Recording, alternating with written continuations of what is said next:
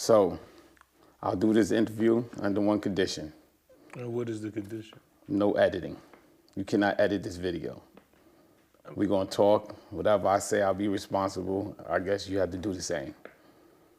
I mean, I don't have a problem with that. This is your interview, you know what I'm saying? So, Thank you. And anything I say, I stand on anyway, so I don't really need, and I know you feel the same way, so. Yeah. I just want to have a good conversation, you know, see if we can add some growth to the, you know, things that's going on in the thing. Okay. Listen, that's your condition, that's it. That's it, bro. Okay. Let's go. Yeah, here's a little hat, you know what I'm saying? You can wear that for me, bro. Okay. You know? Respect the jux. Okay, I'm gonna throw the hat on. Get some promo going. You know what I'm saying? A little promo. First interview that I've ever seen you do. So this is, you know, this is monumental right here, man. This is gonna be historical, man. You know what I'm saying? It's gonna be historical, Tony. Tony. That's how it all started. It didn't start with Tone. It didn't start with Tone. No, it did not start with Tone. So explain, all right, you know, first of all, you've never done an interview. I know I'm somebody that's close to you, so I know a little bit. You never let nobody know everything, you know, and so this is probably gonna be eyes open to a lot of people. So I want you to explain, you know, I know that you, when I met you in 1998, you was home for a little while from the feds. Yeah. You know, a lot of people say, oh, that's Tone from Walton, that's Tone from Queens. Well, actually, I've been home for 4 years. You have been home for 4 years. So yeah. that's how our paths crossed, and I was doing music, and you was the first person to take me under your wing and get me signed. So give a backstory on why you was locked up, what was going on in Queens, you know what I'm saying? Why I was locked up? Yeah, why was you locked up? Like, what was you doing in Queens? Like, everybody kept saying, you don't know Tone, that's Tone from Queens, you don't know Tone. And I'm like, nah, I don't know Tone. So, you know, give us a little bit of the history. Because, you know, that's, unfortunately, we got to get delved into the history of certain things. I feel like that's necessary because it's all about evolution. So that's the process. That's, you know, what like I want to, like, hopefully I can enlighten some of my younger comrades, you know. And I will. This interview is about talking to some of my comrades that's in the streets, that's in the struggle, and that's in the system. You know, I feel like a lot of them. That's right.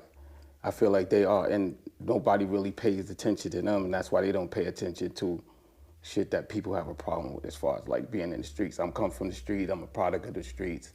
I did a lot of shit in my days, but as far as like me in the 80s, you know, it was a time where, you know, we figured out how to get some money.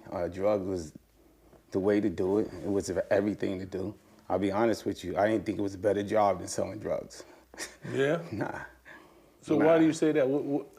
I don't know, because I guess I was making a lot of money. I don't know. What is like a lot of money? Like what is, I mean, you got to give us some context. You're saying a lot of money. Right, a lot of money is like when you get caught, you know, they seize $5-6 million worth of stuff. How about that? Okay, so you got caught and they seized $5 million. Seized, didn't find no money, seized. Seized, yes. $5 million worth of what? Property, cars, you know, shit like that. Wow, so they never found the money, but no money. And all no they drugs seized neither. We never got caught with drugs. Never got caught with drugs or money, but they seized $5 million worth of property. Yeah, a lot, yeah. So what would you say, you know, was like, how much money you think y'all was making like weekly? Give me just what you would say. You know, because I want to get into context because you saying a lot of money. So I hear a lot of people. Listen, we was making a lot of money. Like we was making a lot of money. Like money where it would take you days to count it. Let me just say it like that. Days. Days. Like how many days? Depends. Depends on the most. Yeah. 4. 4 days. Yeah. 4 days straight. To count money. Wow. And you was making this in Queens? In Queens. I don't know no other, I never made money nowhere else. In Queens you made, wow. And when was that? Like what? I would say, you know, well, I got locked up in 88, so let's just say 85 to 88. From 85 to 88. But I would say like 86, 87 was like, It was like the year. That was. it was like, what are we doing? What are we gonna do with all this? I always hear this story about the helicopter that y'all had come to the basketball game. Like, I never really asked you. What is that? What is this helicopter thing? I mean, so my man, to be totally honest, he was like 1, I was 2. Okay. Now, who was your man? His name is Thomas Mickens. Thomas Mickens. He's my brother. We don't actually talk right now. I mean, we cool, but we don't really talk. We haven't really talked a lot since he came home. Okay. But you know, he put me on. So, you know, I came home, he remembered me. And he's like, yo, I need you to help me. I'm like, what's up? He's like, yo, I just need you to I just need you to collect money. I'm like, what? I said, how much you gonna pay me? He's like, yo, I'll give you $1,500. I'm like, $1,500? Word? He said, yeah. So you was blocked up prior to this you was hustling before? No. You said, okay. This is before I got locked up. Okay. This is how I got into the game. Okay, because I thought you said No, this is when I came home, whatever. Okay. This is how I got into the game. So one thing dwarfed into another, and that's just to get you in top pot. You're gonna collect money. But, you know, I mean, I was used to saving money, so I used to save all my money. I ain't buy jewelry. I ain't do a lot of shit I didn't hang out, never went to a club, didn't drink, nothing. Like, we was focused. Like, me and him was like, we was different from the other people in South Jamaica that was getting money. Like, they was a little bit more, like, out in your face. We was always, like, very low-key about how we did shit. We was so low-key that when we did get caught, we was more of a threat than the people who were doing way more worse shit than us, because they felt like we was like trying to like legitimize ourselves. So why did they feel that? What? What exactly did y'all do that made them feel like? We had a lot of property. We owned a lot of real estate. We owned a lot of like laundromats, cleaners, grocery stores. Like, we owned a lot of shit, man. So we owned it in different parts of town. Hollis, Laurelton, Rockaway Boulevard. All our shit was white brick. Wow, so y'all was in the hustling game, and y'all took that money and legitimized it and started getting property and businesses. So that was like one of the first, and that was in what, 80, 87, 86, you say? So yeah, that was like, I would say 85. He was hustling before me. I was in the military, I came home and shit. I was in the Navy for 3 years, I came home. I never knew that. You was in the Navy for 3 years? Yeah, nigga, I ain't all the way now. I ain't all the way back, bro. So you was in the Navy? Yeah, you know. Wow. So I learned a lot from the Navy. I learned a lot from hustling. I learned a lot. So you just put all that together? Yeah, what I learned from the Navy is that I wasn't here to take orders. Like, I had a real problem with taking orders. Like, I did. Like, my first realization about taking orders was when you're in the Navy. If somebody's seniority, you gotta listen to them. So a dude say, yo, you gotta clean the coffee. I'm like, nah, I ain't doing that. He said, you gotta clean it. I said, I don't drink coffee. Get somebody who drink coffee to clean the coffee mess. He's like, yo, I'm giving you an order. I said, I'm gonna give you an order. I'm not doing that. So they wrote me up and shit. So that the first time, I didn't know nothing about order. I did know, but I was like, I just felt like this white dude, man, I'm looking at you, I'm like, yo, you're not telling me to go clean the coffee mess. Anyway, things like that. So I realized like I had a problem with taking orders. So I think I always felt like I did try to come home and get a job, and I was like, yo, this shit ain't working, man. So I just ran with my man and shit. That's it. And then y'all just started getting money. So y'all legitimized. Y'all took, but you didn't tell me about the helicopter. That was the car. What was this helicopter? This infamous helicopter that people keep. What do you want to know about a helicopter? I want to know. If somebody say you got a helicopter, you got a helicopter. So y'all had a helicopter. I'm trying to figure out what happened. Here's the thing with me, right? Okay. I don't really like to get into what we had. Like, I know you don't, but I never had this conversation. I've known you for almost 20 years now, and I have never asked you about a helicopter. Everybody always brings up this helicopter when they say your name. So, like, what is the story? A little bit. You don't got to go into detail, but just a little bit. What do you want to know about the helicopter? Did we buy one? Did y'all buy it? Yes, we had a helicopter. So y'all owned the helicopter? Yeah. Wow. We also own an island in Miami. Y'all owned the island. Yeah, we had our little house on the island in Biscayne, some shit I forgot. That was a long time ago. So you had your own island Yeah. and a house on the island Yeah, and a helicopter. yeah, Wow. yeah. We had cars in 3-stage, Rolls Royces, BMs, W, whatever. When they had cell phones, we used to have 3 cell phones in our car. You know, like back in the day, you have the antennas, so that's how you could tell like how many cell phones you got in your car And this was in the 80s. in the 80s. You had cell phones in the 80s. They first In came the out. car. We was the first nigga with the bricks. You know, The little- yeah, the the brick. Yeah, we had all that. And then I was the first nigga to get the first little flip when they started making them smaller and shit. Wow. Okay, so was hustling late 80s, And then we got locked up in '88. got locked up in 88. And what that's happened when I you got started locked understanding life. up? So what happened? How did y'all get locked up?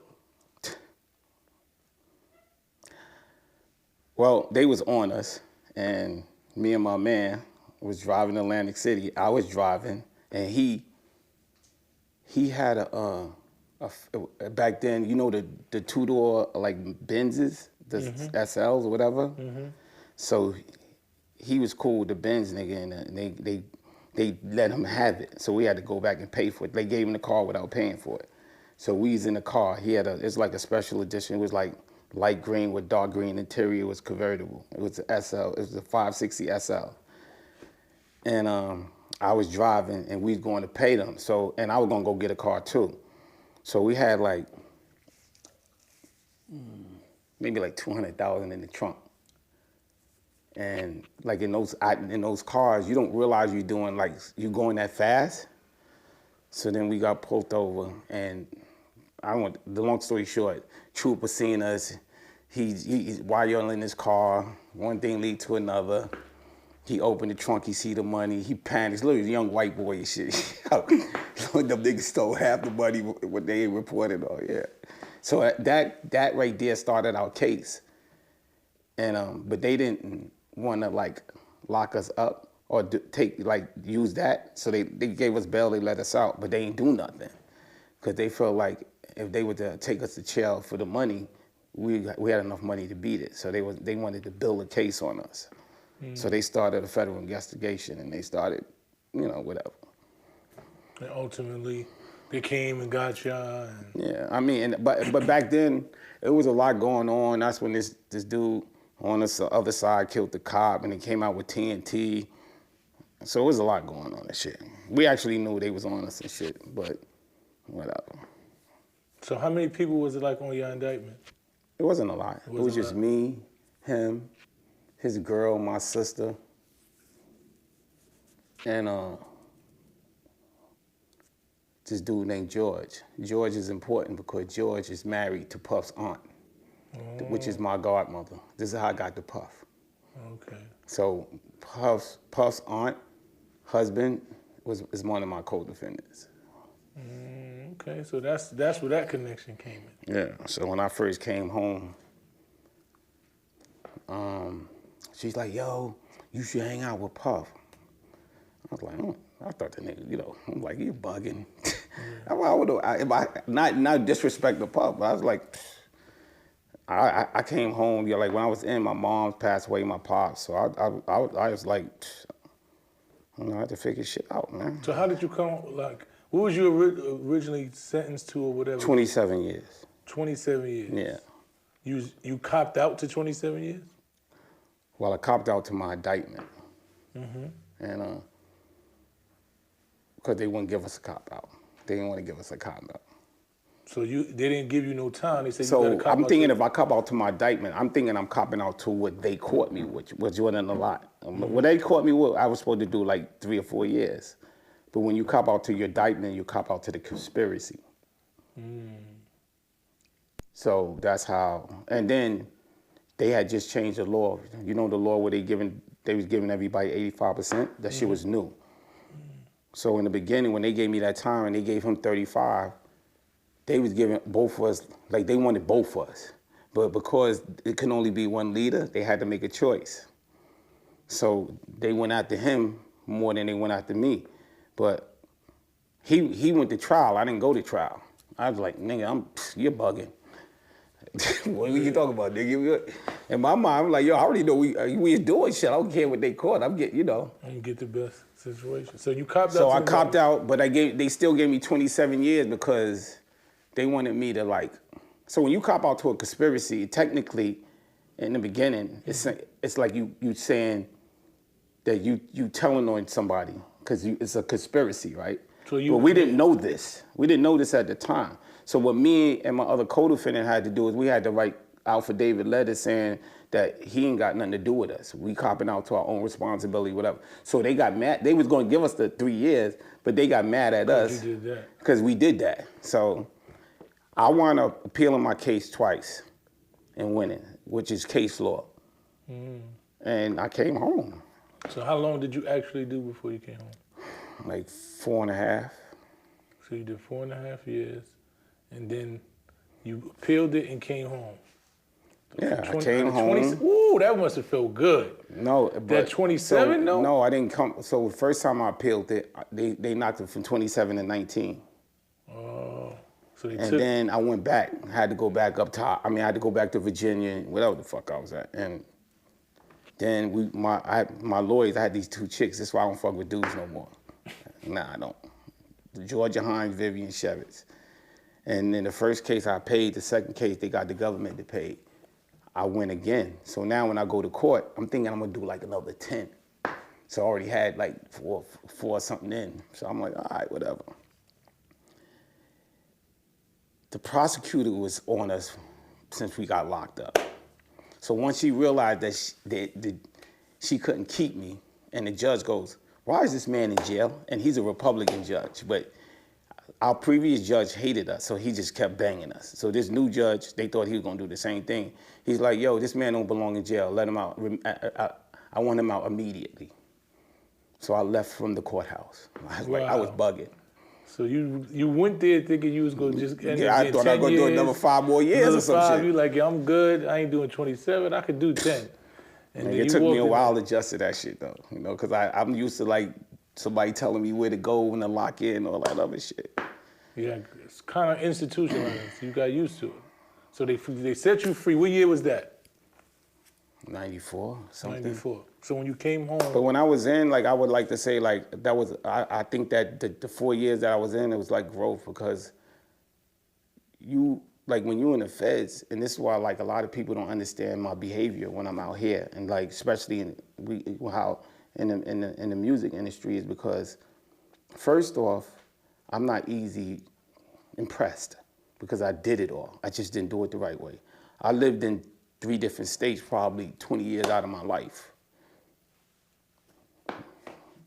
So it's hard for me to be impressed by, I'm happy that dudes are successful, but it's like when they don't want you to be happy for them. They want you to like kind of like praise them, like they the man. And I don't praise no man.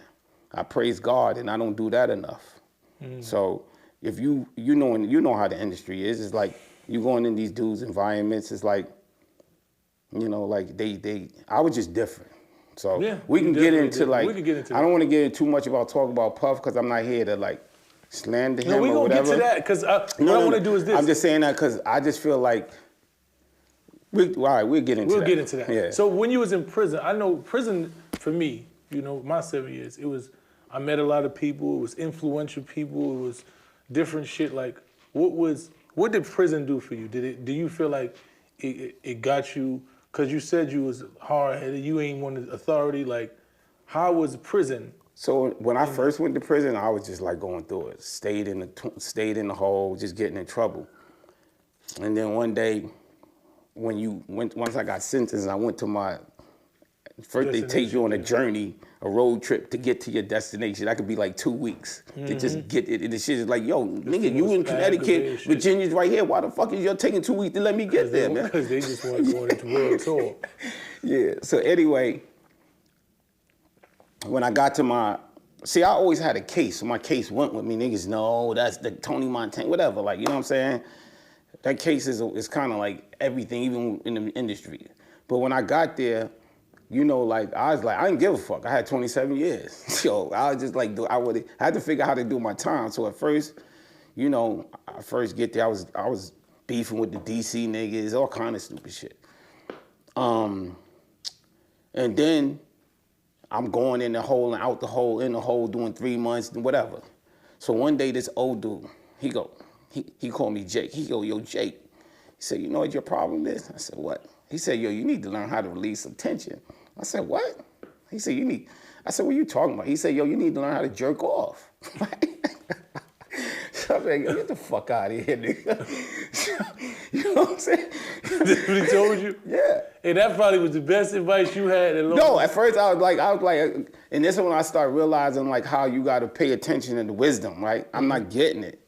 Go back to the hole. This time I'm like, yo, I'm beat. I can't do this stupid shit. No. Yeah, So in the hole. They always got room in the Yeah, hole. like in the hole. That's where I was like, yo, let me try to relax myself. In the hole ain't nothing else to do, but it's you and your manhood anyway. So Yeah, in the hole. I read the Bible in the hole, bro. Huh? I read the whole Bible in the box. That's the only thing in the hole with you. What else you gonna do, huh? Yeah. But anyway, so when I came out, I met these two dudes from DC, one from DC and one from Baltimore. Like these dudes are like, they was strong dudes in their cities, right? Well, my man Lovey and my man Mansour, right? Mansour's from DC, Lovey. Lovey to this day, that's my brother. I think I'd tell you about him. He's from Baltimore. I think he did something. Anyway, he's somebody that whenever I'm going through something, because I don't have a lot of people to talk to, I take a ride to go see him and we talk.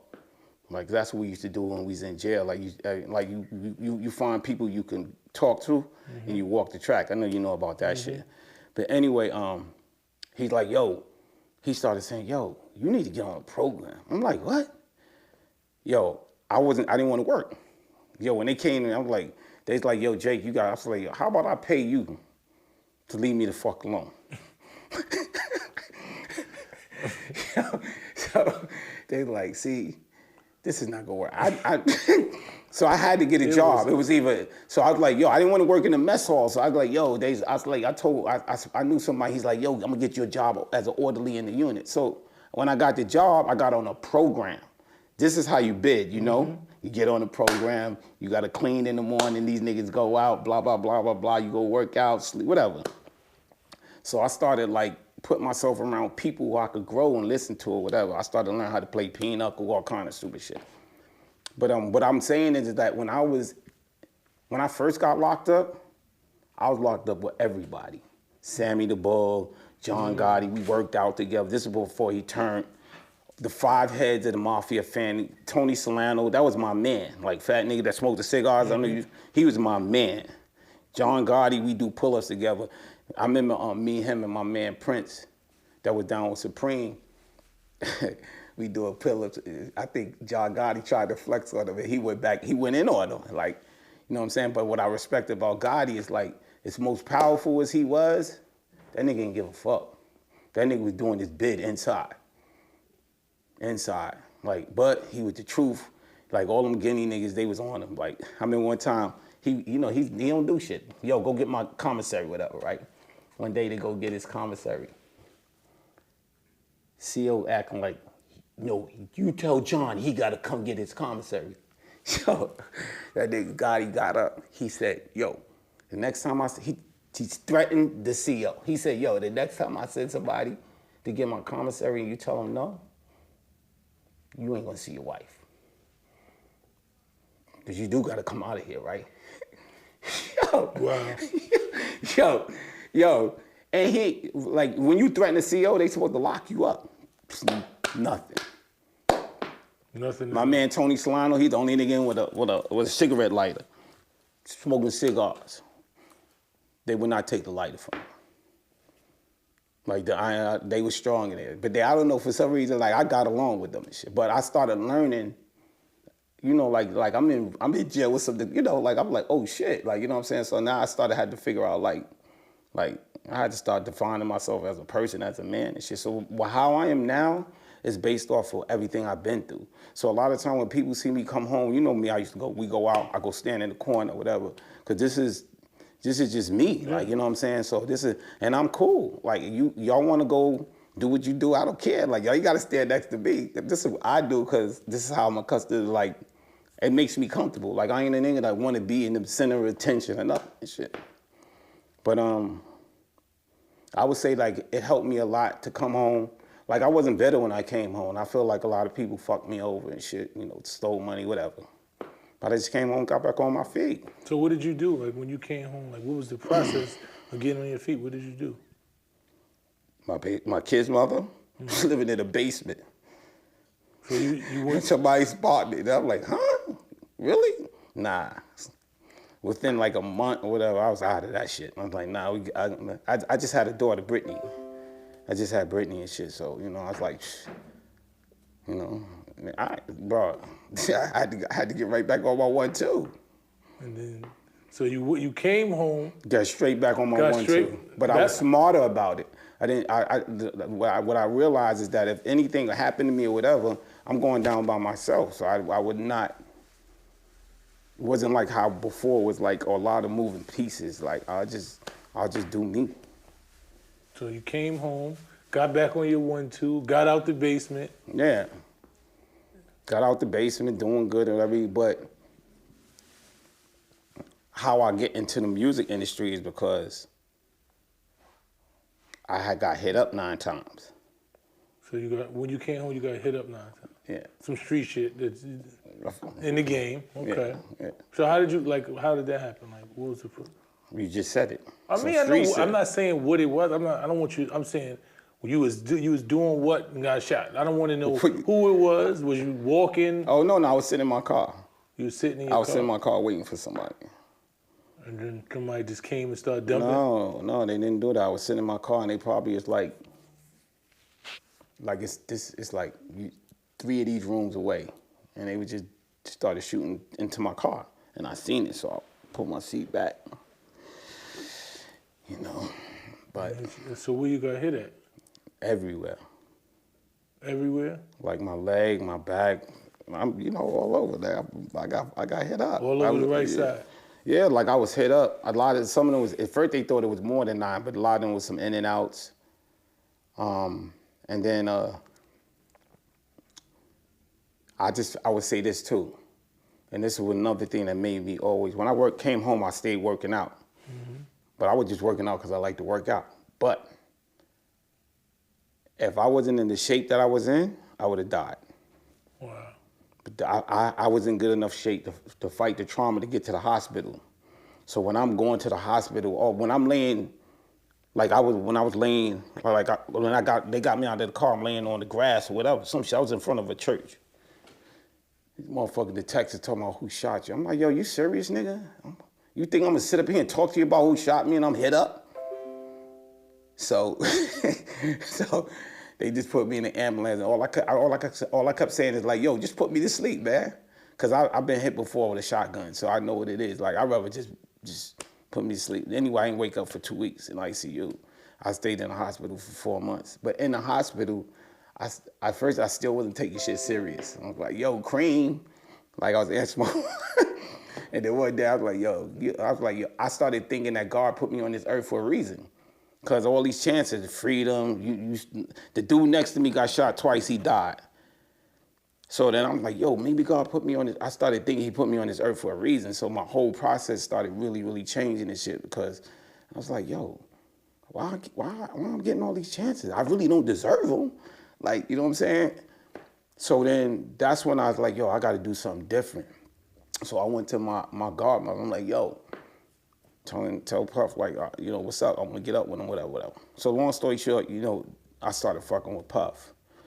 And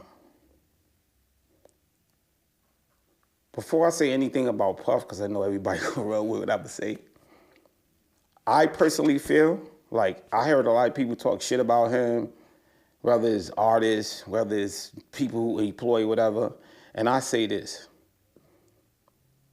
Puff ain't did nothing to nobody that they didn't let him.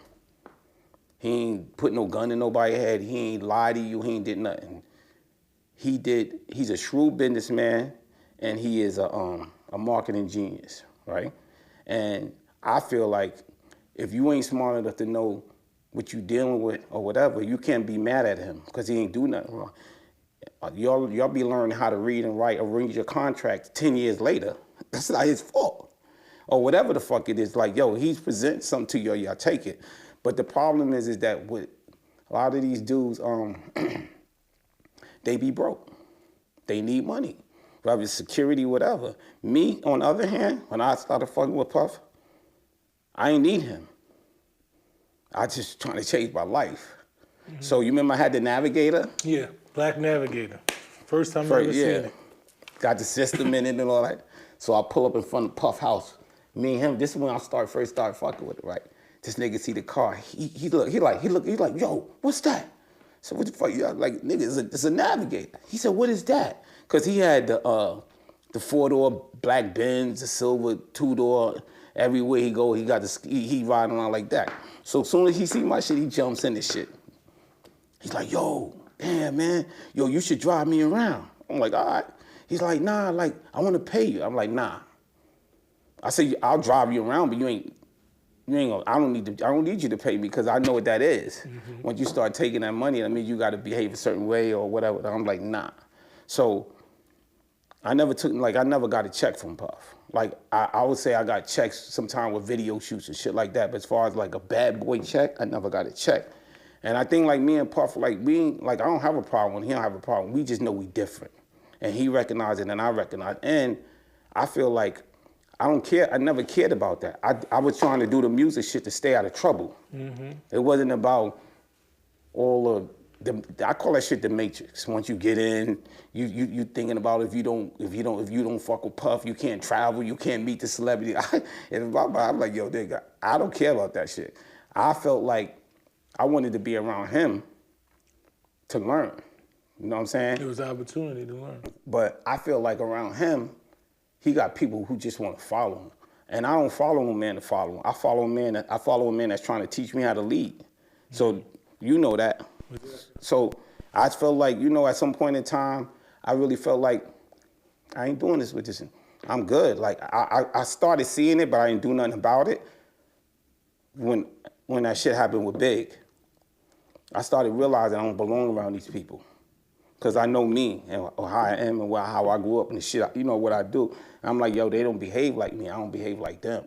So but I didn't immediately do anything about it. But halfway through the No Way Out tour, I told that nigga Naj, I'm like, yo, nigga, I'm done. I'm good. I think I learned enough from Puff, or I got enough connections out of this nigga, I'm good. And then that's what I found you. Like, I came back, I found you. You know what I'm saying? First I found Steve, and then, what was the name? Paco? What was the name? Who? The Spanish nigga that hooked that. The Paco. dude from the barber shop. I don't know his name. He was strong. This He was one of Steve's men. Yeah, he wasn't Steve's man. Well, he knew Steve. No, that's not. Well, he was cool with my man. Like I can't get into them because the intricacies, but they was like. Okay. So I knew him, but they knew that I was in the game. Everybody knew me from Puff, blah, blah, blah. So he had yo, I want you to meet my artist, and it was Stephen Ward. Stephen Ward. So, but right before me, wasn't you working with Mason? Yeah. Okay, so during that time, so you... So I was working with Mace, that's when I started. After Big died, it just, Mace, that's when Mace... it was really a void there, and he really just stepped in and filled it out, shit like. And then me and Mace it's crazy. Like when we used to travel, me and this nigga Mace used to always be in the same room and shit like. You know what I'm saying? So I would talk to him, whatever. And we just got cool. So he told Puff like, yo, I want Tony to manage me or whatever. This is when he was falling out with Kuda and shit. Mm-hmm. But I was already like, I'm not like that, but I was looking out for him, like, you know what I'm saying? I don't want to get into it. Like, that's too much, like, him and, but I used to look out for him. And, but once again, it was like, it's a behavior, being around him. This nigga's, yo, Tom, like, he used to do shit. And I'm like, yo, bro, in my mind, I'm trying to, like, not think like I think and try to be, whatever. But then you trying me. Like, a certain thing, I'm like, yo, my man, I don't know who you think you're talking to right now. Like, it gets to that with me. It's like, I don't have to settle for this, my man. You already know what time. You already realize you're not good with authority, and you don't do No, it's not even that. It's like, just certain things you're not gonna deal with. It's like to me, it's like, yo, if we in the airport and you talking about your bag, yo, Tone, where my bag? Fuck you talking about with your I'm not no baggage handler. I don't care what you niggas. You better get one of your little mans. Like, I don't do that. Like, so, but they really feel like whenever they having a bad day, they looking for a target. So I would never I'm not going for that, man. Like, I listen, you know what I realized? And that's why I stopped doing music is because, and I am not homophobic at all, right? Mm-hmm. But I'm using this as a scenario. If you like, I fuck with like gay people, homo, whatever you want to call them. I'm cool with that. I think they more men than half the niggas that act like they're real men. So I'm cool with that, right? But to me, if you getting money with somebody, right, is one thing, right? Hanging out with somebody that you get money with is another. So, like, if I'm getting money with somebody who in their world ain't my world. I can't have, if I'm hanging out with you because we get money and you're behaving a certain way, I can't have a problem with that. Exactly. That's what I'm out of place. Y'all in place, I'm out of place. Exactly. So what I started realizing in the music industry is like, I was just certain, like, I'm not carrying nobody jewelry, and you're not doing none of that with me. I don't care about no chicks like that. I get my own chicks, so it's hard for me to adapt. But a lot of times I get it because a lot of people need to check or whatever it is. That's never been my case.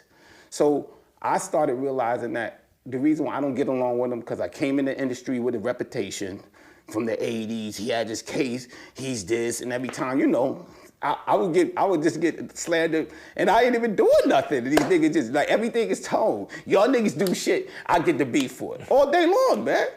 But I was like, I don't care, like, you know what I'm saying? I just didn't care, but I started realizing, like, yo, I don't belong around these niggas.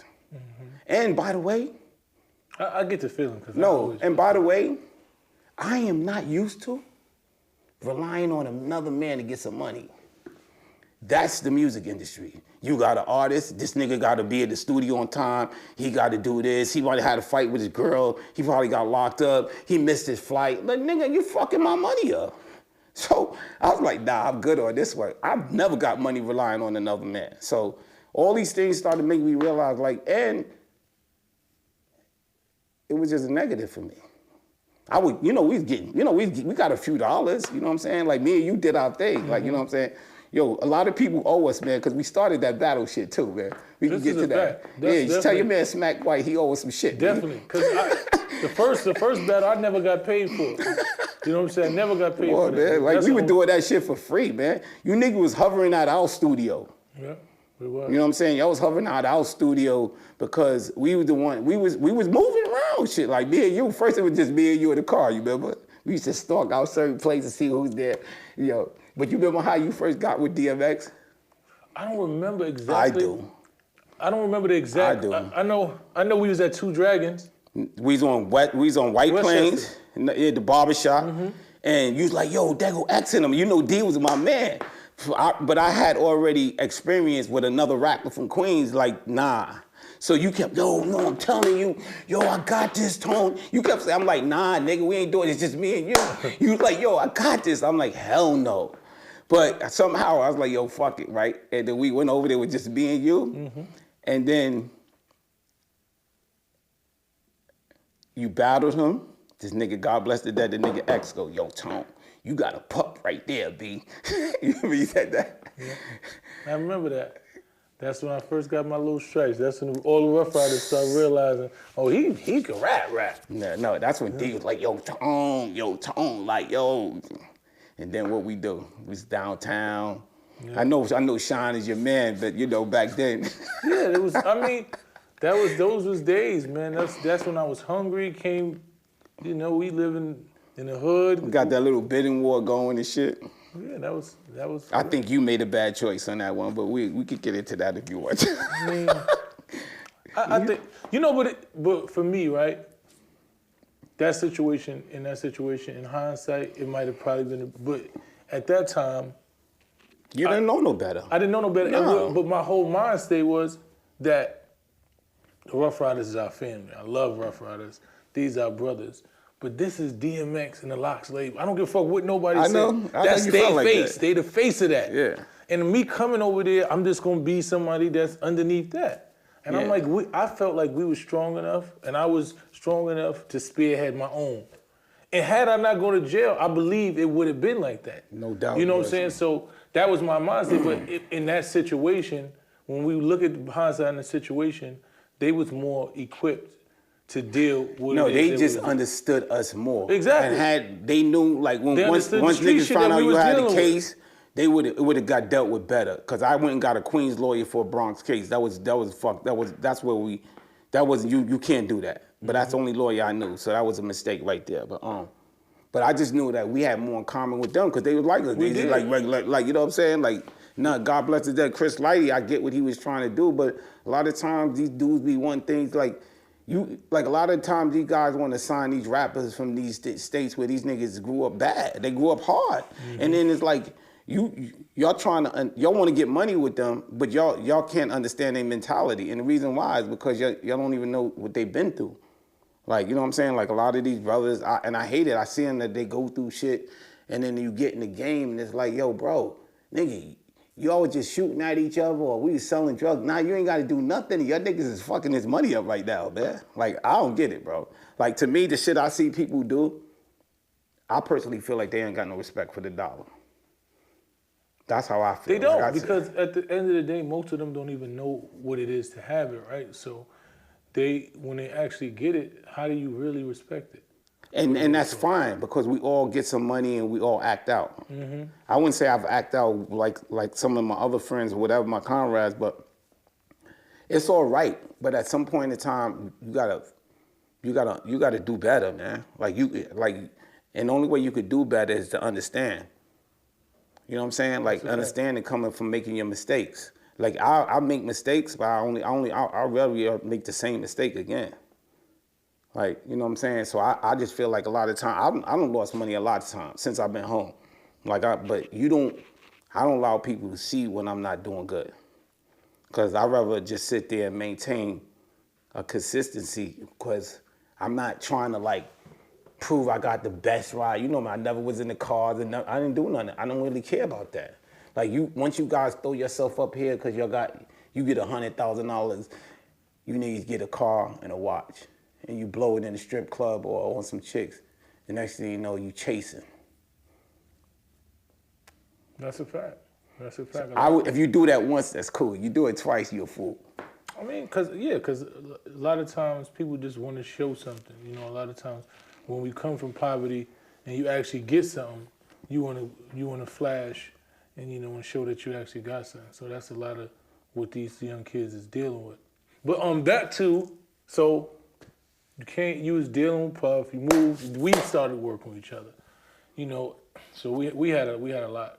You know, like you said, we had a little movement. We had a movement, man. We was doing good. And I learned a lot from you.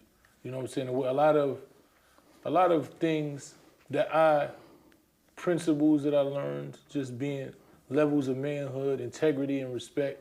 Because that's one thing I always seen you do. You was a man of your word. Whatever you said, you was gonna do. You didn't disrespect anybody, but you never tolerated disrespect. So those are things that I carried, you know, on with me. Going in prison, you know, being locked up for the first time, doing 7 years, you know what I'm saying? And once again, you was right there to hold bed. You know what I'm saying? Whatever family needed, you was there. I would see you once a month and crack you in what we used to play all the Casino? time? Casino. Fuck out. I'll crack you in casino every time we sat on that visit, crazy, man. my man. Don't sit there with this bull. Let's not waste this interview on you talking I'm crazy. being honest. You would come up there, we play casino. Crazy, you know, we build those. You know, we had always had. You sound so crazy right now. I wasn't cracking you in casino. So you'll win once in a while. Wow. Once in a while, you'll win. Yeah, okay. You know what I'm saying? We sit up over the visit for about six. You know what? You know when people like you talk to me like that? Because you know I'm competitive, right? I will sit there and punish you, bro. That's what I will do. When you do that, by the time we get up from playing casino, you be like, nah, Tone is good.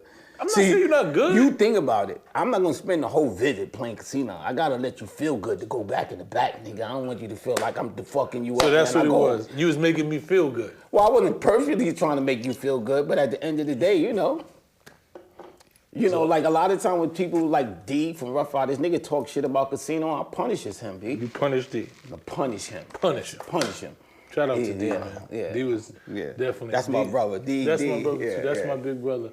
D has a lot to do with like I love D because of the way he was in the industry. I feel like I don't know, he could have been a little bit more rounded as far as like being too street, like, you know, because he had it, but hey, he had a shot. He did it his way. He did it his way, bro. You know what I'm saying? And now, you know what? He did more than what I did, so I can't, you know, he got further than I got. He was definitely family. D was somebody. I used to just go to Harlem and just sit in the car and talk to him a lot of times. You know what I'm saying? Just watching. But anyway, you know, like, so I want to, you know, like, so for me, it's like, I'll be honest, like when I started, like a lot of times, Mike, you gotta like, I started looking at things from a different lens. So I started like feeling like I gotta be around people I got something in common with, or people how I was when I was learning. And I felt like back then, like with y'all, it was like, y'all felt, I felt like y'all were doing me a favor by being a rapper, and I owed y'all. And what I was really doing, and you know I was always transparent. I was the only nigga like, yo, Mike, this is the deal. I would tell you everything. Like, you know what I'm saying? I did the same thing with Mills. A lot of these artists or so-called managers, they don't do that. Like, they sit around there and slime you. And I felt like I don't want to do that. So I was teaching y'all how to be rappers, businessmen, how to survive in the street and everything. Mm-hmm. Like, you know what I'm saying? But I feel like the more I took y'all out of one environment, which is the hood, and y'all started coming more and more downtown. I think, and there's nothing wrong with it, because when you don't know nothing, you can't do nothing. So you're excited to, you meeting people, da-da-da-da. So you start thinking that you got this. Mm-hmm. And the worst thing I see a lot of people do is like, the more money they make, the less they listen. That's true. And that's why you don't survive. I'm a listener, bro. Mm-hmm. Like, I feel like if you don't know nothing, you can't do nothing. And the only way you're gonna know something is to listen, to absorb. Information is free. You ain't gotta argue a nigga about he right and wrong and all that shit. Shit's just free, man. Like, we could just sit here. Like, I talk with my comrades, we talk real. We don't always agree. Like, we talk about whatever.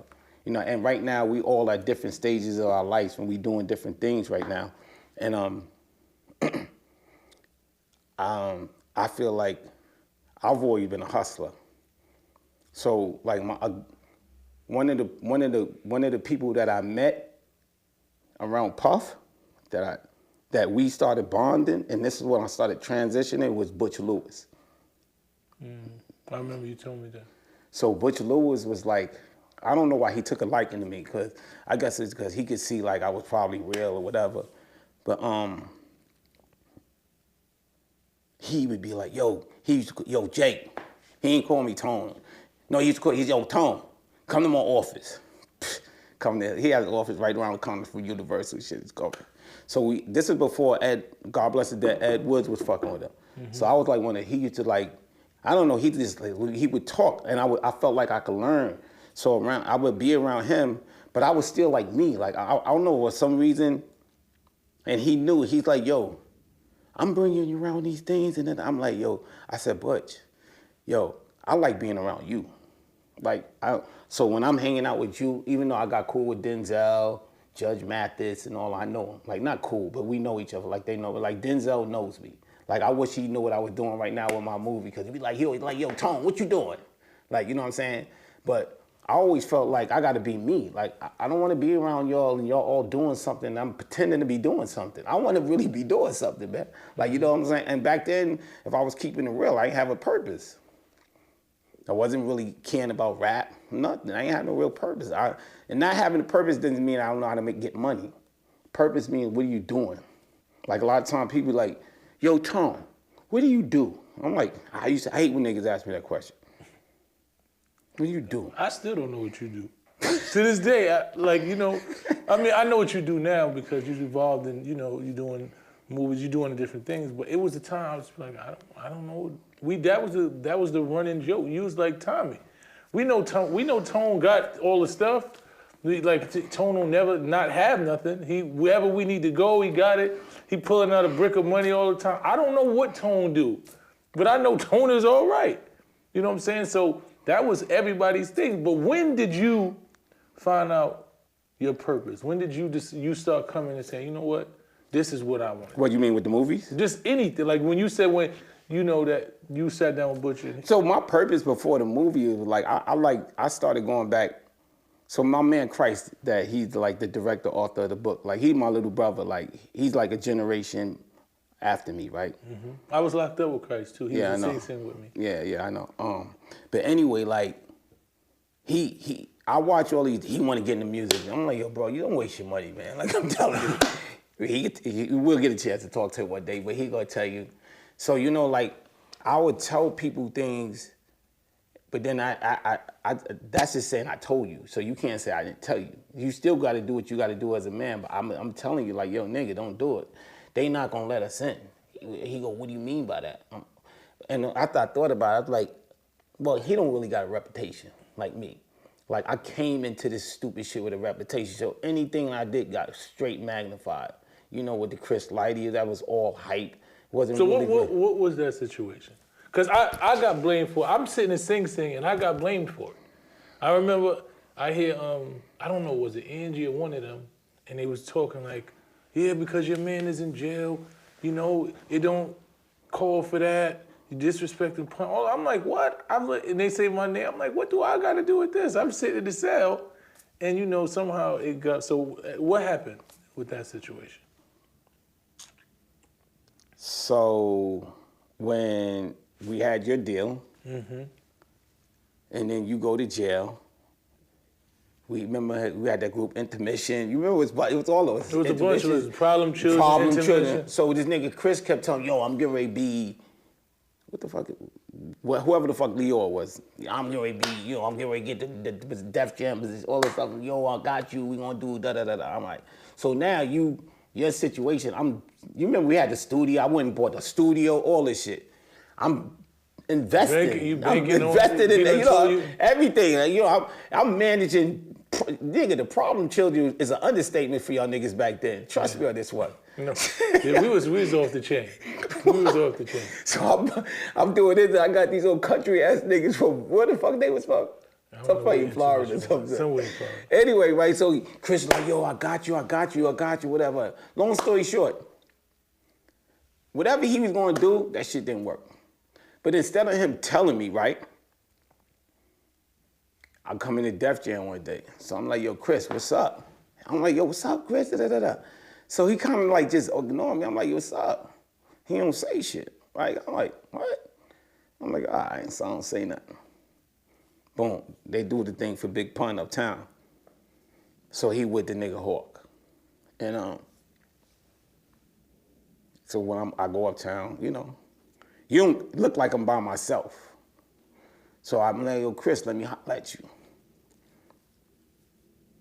So he's like, yo. That was at Jimmy Cafe, right? Yeah. So he's like, I'm like, yo, I don't. So you already know me and you got a problem. So once again, this is my mind. If I got a problem with somebody, I can't party. You know what I'm saying? Like, so he got, you remember the nigga Hawk? Well, you don't know, you was locked up, the big nigga Hawk, right? I do remember Hawk. And so I'm like, yo, Chris, let me talk to you. I really just wanted to talk. Like, yo, what's up, bro? Just tell me just tell me you can't do whatever. Like, but he's like, yo, ain't nothing going on. Like this, right? I'm like, what? The fuck this nigga you talking to? Like, shit went off in my head, right? So now the nigga Hawk, he kind of see like this shit is getting like whatever, right? He steps around Chris and gets in my face. He's like, yo, Tom, he don't want to talk to you. I'm like, what? I look up. I had to look up. I go, and I just went, boom. As soon as I did that, Everybody. It just all hell broke loose. But nobody touched Chris Lighty. Chris Lighty, God bless the dead, panicked, ran out of the club, and jumped over the wall by the deacon and broke his leg.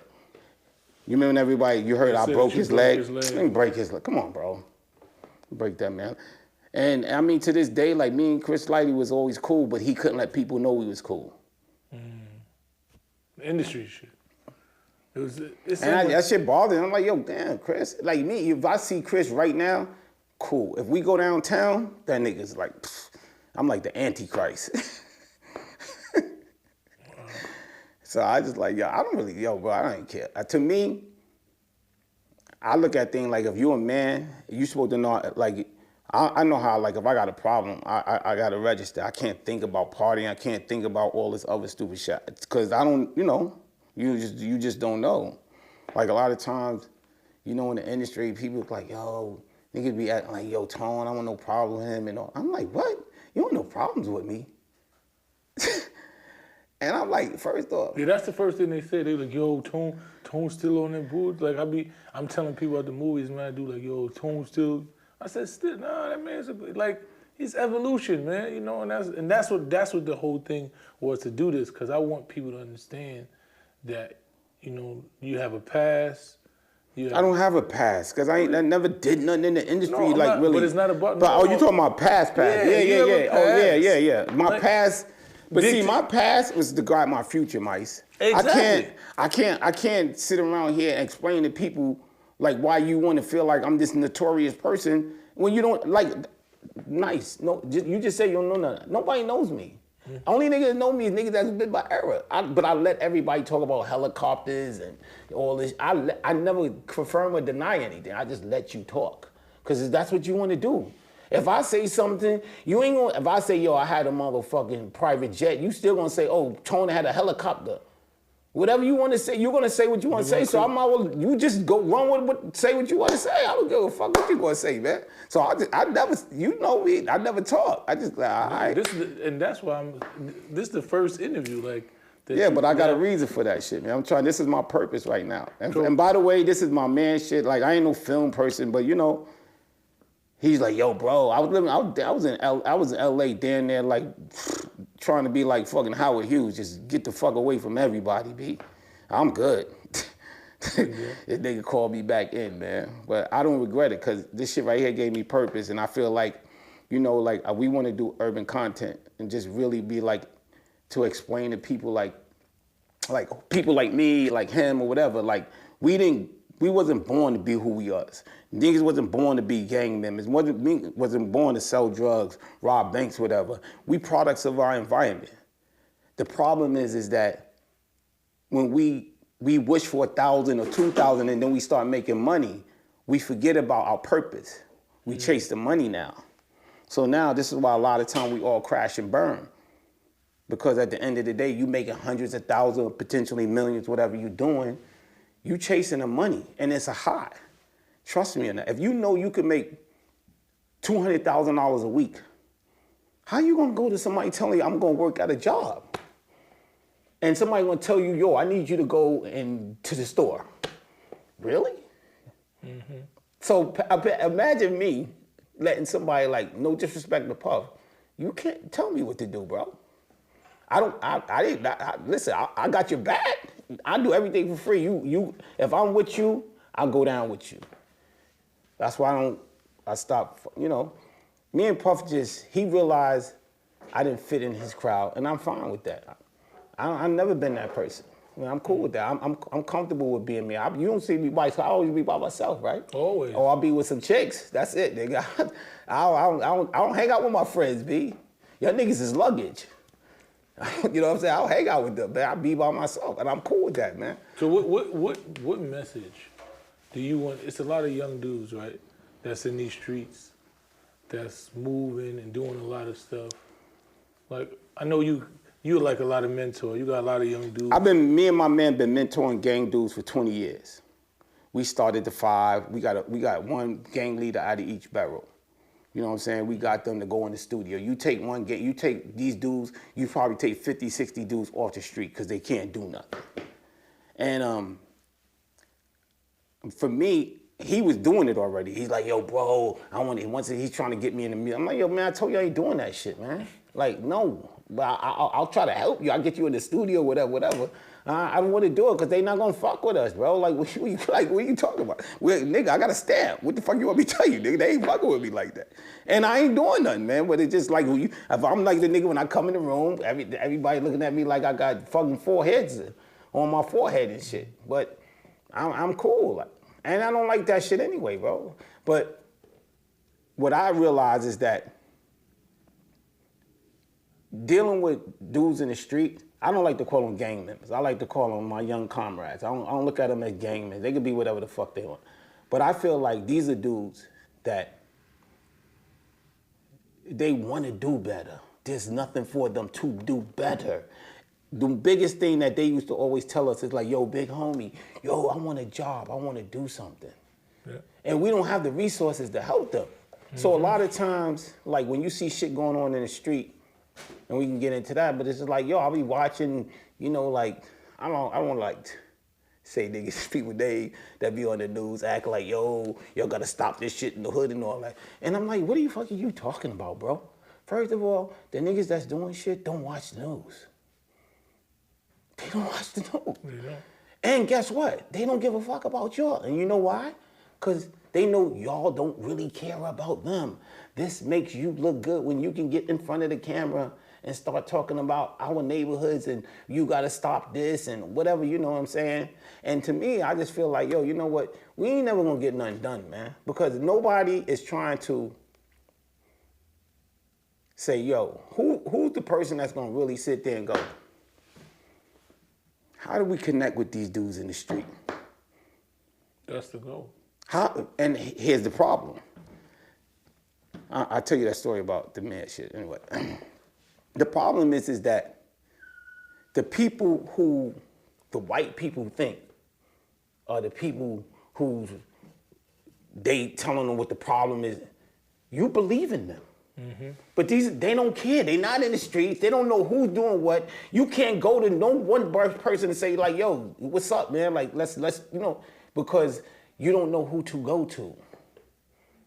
Like even me, like I'm not in the streets like I used to, but I know who to go to and say like, yo, you know what I'm saying? Like I remember when Max B and Jim was beefing, and my man, he's like, yo, Tone. He's like, yo, can you help me, like, yo, with Max B and blah, blah, blah, right? So I'm like, where we go again, man? So, long story short, you know, I was like, all right, let me see what's up. So I'm trying to holler at Jim, I'm trying to holler at Dane, right? And I felt like Dane was, like, I did talk to Dane, I never talked to Jim, but I felt like this nigga Dane was trying to like, yo, you talking to this hot nigga, whatever he was saying, right? And I'm like, what? What you talk? And my mom like, what? And I said, yo, Dane, I don't really care about that, bro. Like, these are two brothers that's doing music. Why are we getting to the point where this is a problem? You and me supposed to be helping them diffuse that. So this is what I'm not trying to see who's right and wrong, bro. So me, him, and his, he passed away, I think his uncle, Jazz, you know Darren Dash? Mm-hmm. Darren. We sat, we talked. The nigga Max was supposed to come, this nigga don't show up. So I'm just sitting there by myself and shit. But it was cool because I got to meet Bub and all of them, and we related. And then they start looking at, I hate to say it, but they start looking at Dane like, yo, he right. Because they see, like, I'm not here representing just Max B. I'm here like, cause nigga, we been killing each other in the street. Y'all niggas want to kill each other in the street for what? Cause you don't want to be down with him no more, rapping or singing or whatever. All right, so let's figure it out. So that was my purpose, but you know, it never got resolved cause Max, this nigga's crazy, man.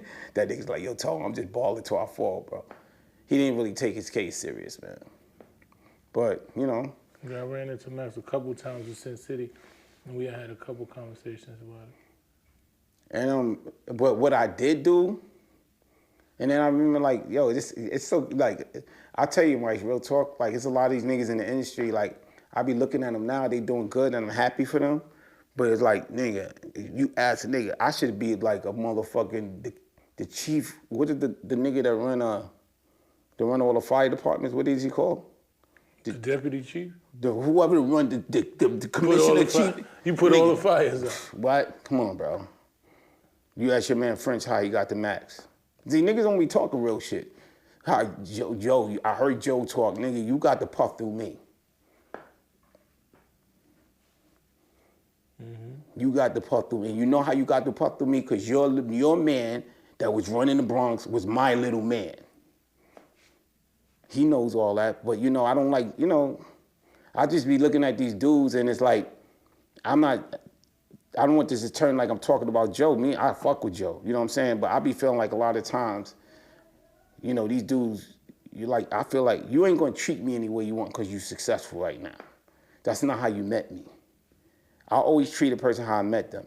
So me and you know each other, and I'm fucking Elon Musk, you always gonna be able to call me. I'm not gonna be like, yo, call my secretary or take Tone number. You serious, nigga? Like, yo, bro, I have a problem with that. Like, I have a real, why?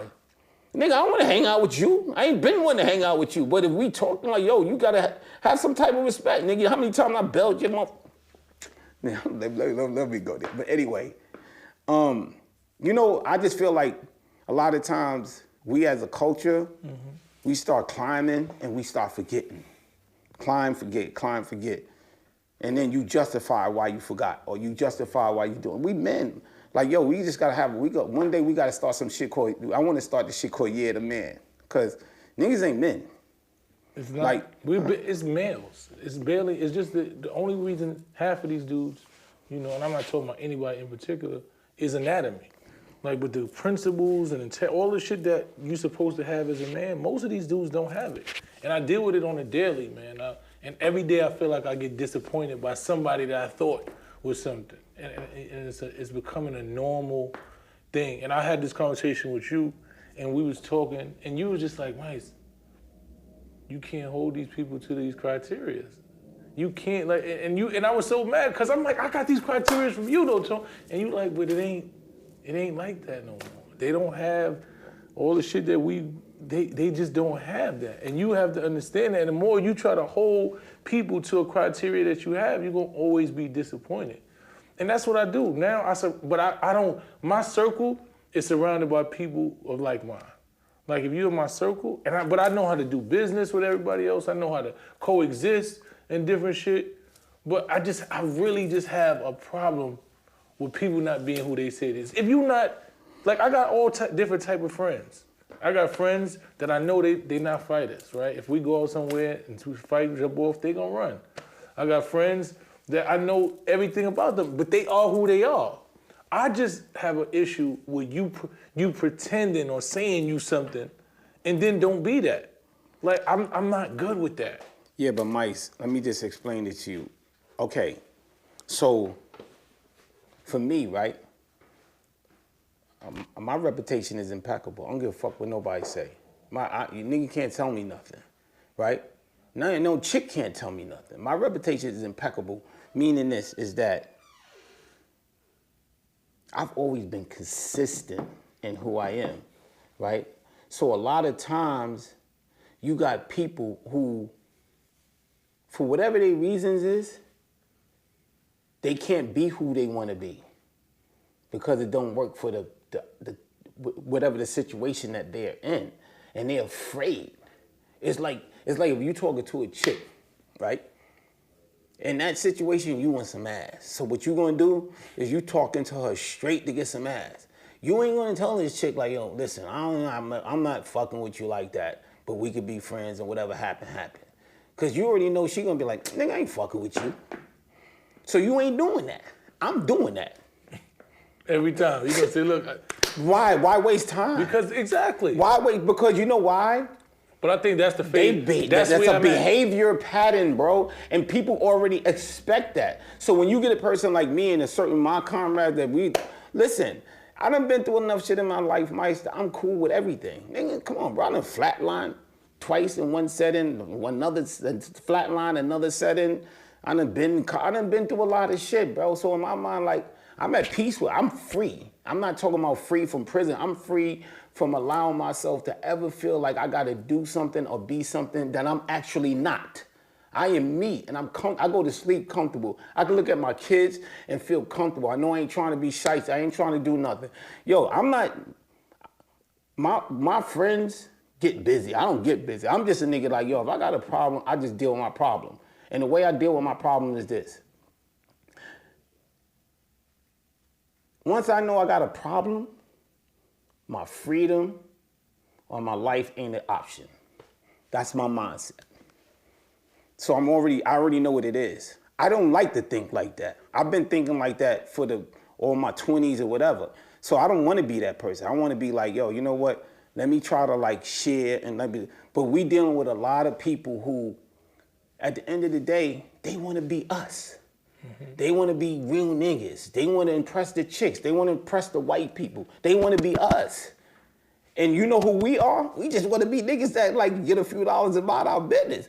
But nobody want to reach back. And then when you do reach back, you're trying to treat niggas like they sons. Like you cheating. I see niggas that came home from jail that I know get busy, get into the music industry. And I'm like, you doing what? Like, come on. Like, I'm like, yo, you serious? Like you. But I get it. You know why? They decided like, yo, you know what? I'm gonna take this little check. I'm gonna do my thing. I ain't trying to do no bullshit. I don't want to go back. So now I gotta respect how they want to get their dollar. Mm-hmm. You know what I'm saying? But in the same token, as a man, I feel like they should have a little bit more respect for them. Like, you know what I'm saying? Because you know why? When they first come home, you want, oh, that's my nigga, that's so-and-so that came home. You want to take pictures, you want to bring them out and everything. And then after a minute, you're gonna be like, nah, I'm good. That is definitely the common theme. Everybody want to be around soon as the nigga that came home, like I don't even want to get into all the names and all that shit. But me, like I've been in the feds, so all these dudes know me. Like I didn't spend as much time, but they know me. Like, you know what I'm saying? And one thing about me, I keep a good rapport with everybody. Like all these dudes, like I was cool with Tupac Pop. That nigga taught me how to play handball. Like, I was cool with Joe Doherty, the Irish Republican Army. Like, these dudes that I was in jail, we were just cool. Like, you know what I'm saying? So, for me, it's like, I look at life and I'm like, yo, here it is. We want to look at our younger brothers and say, yo, you doing your thing in music or whatever. But in the same token, it's like, you know, like, I just feel like a lot of times these guys forget. You know what I'm saying? And you got like a lot of brothers that they just like, yo, you know what? They just stay away because it's almost like they trying to set us up to go back to jail or get in trouble or whatever. So, you know, our whole thing is to figure out how to do something like the ones I talk to, where we just like, we mind our business. Like, we help when we can help. And then that's me, man. I help when I can help, man. But if not, I'm out the way, bro. You're out the way. I'm out the way, bro. I try to be out the listen, way I too. I don't need that, bro. Like I'm like you was talking the other day. You know when you said something to me that I was like, damn, man. I hope that he's really going to say that he sticks to that you never gonna lie to a chick again. Oh nah, for what? I mean, yo, at this point, that's growth though. At this point in my life, because I never lied to nobody else. Well, you understand what I'm saying? I never lied to no man. I never had to sit around and do that. So I want to be as authentic in every part of my life. And you feel free, bro. It's freedom, man. Like, yo, you know what it is? Like, people like, yo, Tone, why you be uptown playing pinochle with those old ex-drug addicts and da-da-da? I'm like, because I want to learn, nigga. These old niggas got wisdom. These niggas are the smartest niggas in the world, Mike. I swear on everything I love, man. They are. Like, they the smartest, they eye is sharp, they count. Like, these niggas count better than me, man. I be fucking up sometimes. We play the game count, they be like, yo, you dummy. Shit like that. I remember one time they was like, dude was like, yo, we playing a game, so I'm mad. He's like, yo, Tom, he said, you know how to play Pinot, but you don't know how the game is played. say, you old ass nigga, shut the fuck up. I had to think. He said, yo, see, that's your problem. He said, he said, if you sleep, I shouldn't even be waking you the fuck up. He said, if you don't know nothing, you can't do nothing. So I started saying, why the fuck this nigga saying that shit to me? Then I started looking and I'm watching the game. I started seeing it from a whole nother lens. These niggas was raping me at one time. But then I'm like, oh shit. So it's almost like, if you doing 85 and I'm doing 55, who you think is seeing better? The person that's doing 55. Everybody's speeding though, bro. Think about it. Patience is a thing. Speeding. You know when you slow down? In jail. In jail, you lose your money. Yeah. Yo, you caught your chick in the bed with another nigga. Like now, all this shit is real shit. Like what you talking about? Yeah? Like now you got to be like, oh, all right. Like what we gonna do? And most of the time, people ain't even prepared for this, so their behavior pattern is fucked up. Cause you ain't even prepared for when you got to deal with some real issues. Like you know what I'm saying? And then it's like, you know, I mean, God bless the devil, a few niggas kill themselves, whatever, because they can't handle the pressure. Nigga, I've been through so much shit, I'm just like, yo, I don't think half the niggas can handle a third of what I've been through. Just can't, bro. And I feel the same way, and you've been through way more than I've been through, and I know they can't handle half the shit that I've been through, so. I just want to say, like, this shit is just, like, supposed to be all evolution. For me, I've been, like, I'm a hustler. Nigga been like, yo, Tone, what you do? I say, yo, nigga, I make shit happen. They go, what kind of job is that? I say, what kind of job is that? What do you do? And they go, I said, on your job, do you make something happen? They go, yeah. I said, all right, so what the fuck is the difference besides you being nosy and you know exactly what I do? That's the answer. Right or and wrong? What do they say when you say?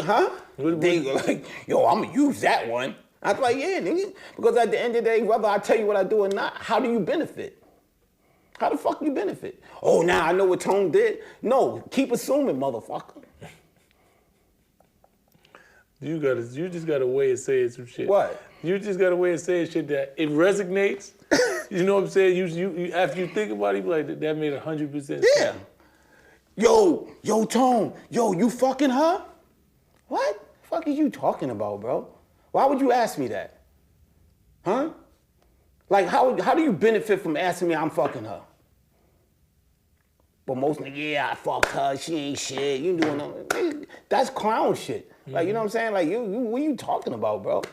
Like, I can't even respect the nigga when, yo, I fucked her, she ain't shit, da-da-da-da-da. What are you talking about, bro? That's weird. But this is what you're dealing with. You dealing with people who, they want that 1 second of, yeah, nigga, I did instant that. gratification. Yeah, nigga, I did that. All right, Instant so what, gratification. nigga? We live in an instant gratification world. We live in a microwave world. We live in Instagram in 5 seconds. You say something and it's all over the world. So that's what people, attention is the biggest drug in the world. Like, I realize that now. Yeah, first you need it. First you want it, then you need it. I told you that a long time ago, nigga. And then another thing is, like, a lot of people, like niggas can't, you know, like, oh, that's why niggas be, like, trying to figure me out. And I'm like, yo, nigga, fuck. Figure me out. For what? A lot of dudes, I see what they do. And sometimes they successful with it, but it's always a price of that success. You getting some money, and you want to be the man. So you buying bottles, you pulling up in the cars. You remember when I told you that day you had that fucking shirt on with the bullseye? I said, yo, Mice, yo, you see that? I said, what is that? He said, that's a bullseye. I said, so what do you think people do with it? They aim at it, because that's what you aim at. If a nigga don't see something, they can't aim at nothing. They just can't, bro. That's a fact. Less you see, less you know, less you say. That's me, bro. Less you see, less you know, less you say. So how many niggas say it? Have you ever heard a nigga really say anything about me, Mike? Other than, yo, that nigga Tone had the helicopter? Some shit you read in the paper or whatever the fuck you heard a nigga say it? No. You ain't getting nothing, you get nothing from me. I had niggas tell me about, oh, I'm getting more money. I'm like, yo, nigga, I'm like, yo, bro, I don't talk like that, man. Oh, but, you know, will you do this? And I'm like, yo, nigga, first of all, what you do? Yo, nigga, I was riding around in this, that, and the other. And I'm like, word. That's what my baby mom used to ride around in. But I ain't mad at you. But you forcing me to have a conversation with you. I ain't gonna. That's, you know what I'm saying? Like, it's cat as level. So to me, it's like, yo, that's your hot car. That's your hot car. One thing my man Trell told me, this shit is the realest shit ever. He go, yo, Tone. I said, what? Cause he, you know, he like fat chicks, right? So he go, I'm like, yo, Trell, I'm like, yo, Trell, you serious? He go, yo, 12. He said, Tone, don't worry about it. You're dime. How he said it? He said, hold on. He said, Tone, yo, don't worry about it. Your deuce is my dime. That's what he said. You gotta respect it. He's like, yo, your deuce. But I'm like, in my thought, I'm like, yo, you know what? That's his dime. That's his dime. Like, you know what I'm saying? He's like, yo, I'm happy, nigga. Your dime is your dime. It's like, a nigga might need $10 million to feel like he's something. I don't need $10 million. I just need to wake up every morning and do what the fuck I want. That's what I am. Cause I don't think I could ever work for anybody. So I'm fucked up. You gonna be an entrepreneur forever. So talk about what is the movie about? Like, what is it about? So this is inspired by my man Christ. Shout out to Christ. It's a book that he wrote when he was in. It's called Respect the Jokes. I read the book. It's through the jail system. And, you know, he had a passion. Like, yo, Christ is, that's my man. Like, yo, I put my money on him. Like, I put my money on him. I will always put my money on him. He's a worker, man. Forget about all the other things, all the other good character qualities that he had. But he had a passion for this, and I seen it, and all I did was follow his lead. Like, I feel like I've been in film school for as long as we've been doing it. So I feel like now, like, I have a purpose. Like, you know, now what we want to do, we ain't trying to be no big film people or whatever. We just trying to make authentic urban content. Like, we really want to tell stories from not just when you get money, you busting, you killing, you spending money, you going, no. How you got there. When you was nothing, how you get from one spot to the other spot. Not just the glorification, because a lot of time, like I told you earlier, it's just like people don't get it. Like, it's this young man, he's a Jamaican, and I don't want to give most of this shit away, but he's a product of his environment in his country. His mom moved him here to get a good life. Mm-hmm. He tried his best, but if you find out your mom got cancer and she ain't nobody getting no money, what you gonna do? You're going to do what you got to do. So he tried to do the right thing. Then when the right thing went wrong, he did what he did. He know what to do best. But the purpose is that once he did that, he became not about his mom's sickness and the money. He got caught up into the lifestyle. And then it's, you know, that's... So it started out with just about the moms and wanting better. Little kid. Like, you know what I'm saying? He's a little kid, and... I think that's what happens with most of us, right? I think most people start getting in the streets and getting into crime or whatever for a better life. And then what happens is when you start getting it, you forget why you got into it. You was trying to change your life and get out, and then you just fall victim to the spills and the fame and the glory. And I'll be honest with, even with me and my man, so when you live in that lifestyle, like the law, the white man, whatever you want to say, they already know we're gonna crash and burn. That's expected. So when we got caught, they was like, yo, these niggas ain't trying to crash and burn. They trying to really legitimize themselves. Like, that's how they felt about it. That's why we was more of a threat than the niggas that had bodies and all kind of shit. Like, you know what I'm saying? And I'm like, yo, they needed them out there. We keep killing ourselves. They can get them. They easy. We wasn't. Like, we was like... Y'all was seconds away from transitioning to a point where y'all wouldn't even have to been in the streets. I honestly believe that when I was driving the car and we didn't get pulled over, I don't know, man. I feel like we would have been out of it. But the reason why I'm saying I don't know is because... There's so much money so fast. And it's just that it's hard to leave that money alone. Yeah. Yo, bro. Especially back when we was doing it. So I don't know, bro. But everything happens for a reason. I don't know. But I believe that everything happened for a reason, and I think when I went to prison, I think it taught me how to be a man, and it taught me how to just understand. I was securing myself. I learned how to, because the feds is different in the state. Like, you dealing with notorious people, it's a lot of mental shit. They try to break you down mentally and a lot of shit. So if you don't have like a strong will, you gonna get broken. That's why niggas tell. They don't tell because they want to tell. The feds find a way to make you tell. Niggas ain't just telling to tell. They find ways. So if you ain't strong-willed it, or if you don't have it in you, you gonna tell. I done seen them break down the best of the best, and they tell. Mm-hmm. And a lot of times it's because, some people justify telling, and other people just being like, yo, I gotta save this person and save that. Whatever the fuck they reason for doing it. So that's why a lot of time when I hear dudes say, like, yo, nigga, he hot, he ain't doing this. I'm like, and my mom like, yo, you niggas ain't been through nothing. Because I could say I'm tested, but I don't know if I ever been tested to the point where I consider it. I've never considered telling. Me neither. I don't know. Who knows is a level that you don't know. Like, I'm glad I ain't never been put in a situation where I've been forced to it never crossed my mind to tell me. Would talk about that kid, like, yo, you should tell. I'm like, yo, bitch, get off the visit, man. Fuck out of here.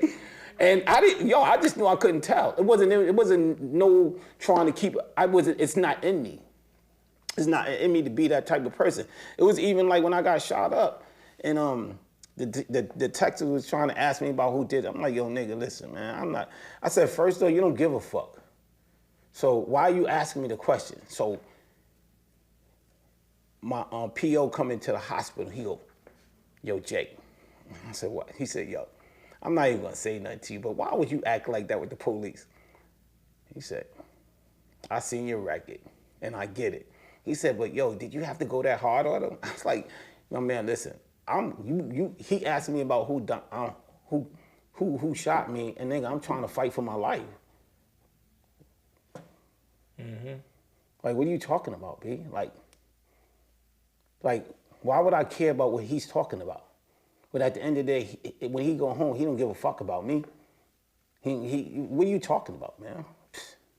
So he's like, I get it, whatever. He left me alone though. But he got in and shit. But I just feel like a lot of times we as men or whatever, we doing shit, and a lot of times, even like with my son, I be telling him shit right now. I just being like, yo, bro, I don't know, like, I always, yo, do you? I don't know, whatever. I'm gonna tell you this, cause I tried to put you in boxing or and I'm like, yo, he knows, like, me and him cool, like but I'm like, yo, listen, I didn't listen. There's consequences to that. That's my main Straight thing. Consequences, bro. Yo, Tone, so since you be fucking with the gang dudes, why you don't tell them to put their gun down? I'm like, what? You mean tell them to put their gun down? I'm like, yo, first off, I don't tell nobody what to do. But if I was to ask one of these dudes to put their gun down, you gotta have something for them to do. Why? Like, these dudes want to do something. Your niggas don't want to help. You don't want to help. Like, y'all got these dudes is like these dudes in the street, like they the Antichrist. If you take them and you put them in a room with all the people who think that they the menaces on one side, and you take all the people that's supposed to be men, and you just sit there and you talk, and you talking, you gonna listen to them talk. You go for a commonality. You never hear these dudes talk. Because once you hear them talk, you on this side that got the power can actually do something about it. Me and my man did the best we can, and guess what? When we were shooting this movie, the regular grip people was robbing us for all our money. And we had to, like, we wanted to get on some, but you gotta be professional. So we like, whatever. So he like, yo, Tone. He go like, yo, I can't shoot the movie, do payroll, do this and that. Yo, you gotta help. Cause I thought all I had to do was to get my money and shit, that's it. So once I got into it and I see what's going on, me and him was like, yo, fuck that. We fired the whole grip. We fired all the grip people, and we hired the gang dudes. Yo, bro, these niggas work. Yo, 5 o'clock, they was there. Like on point. Yo, stayed or whatever. Like this is how I know that if you create opportunities for these young brothers, they gonna do something, man. But at the end of the day, all y'all wanna do is talk about gun buses and blah, blah, blah. I don't wanna hear all that stupid shit, man. Because at the end of the day, if you, in order for you to help somebody, you gotta know how to help them. You ain't talking, who's talking to them? It's a fact. You know what I'm saying? So two of the dudes that we took off the street, one has got the death penalty, and the other has got life.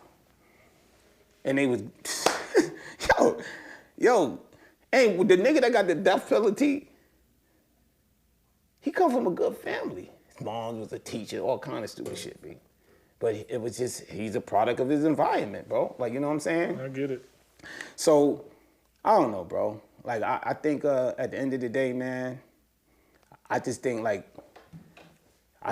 we as a culture, we ain't doing enough for each other. Like, niggas old, black owned, black excellent, all this other shit. And then people like me and my man, we spent our own money. We shot our own film. We figured out our own. You asked for help, and it's like niggas looking at you like. And out of respect for if I say I shot a movie, I wouldn't believe I shot a movie. So I don't mind that. But at the end of the day, we men. If I'm coming to you for help is help. You don't tell me why. You don't give me a reason for why you can't help me. Just say no.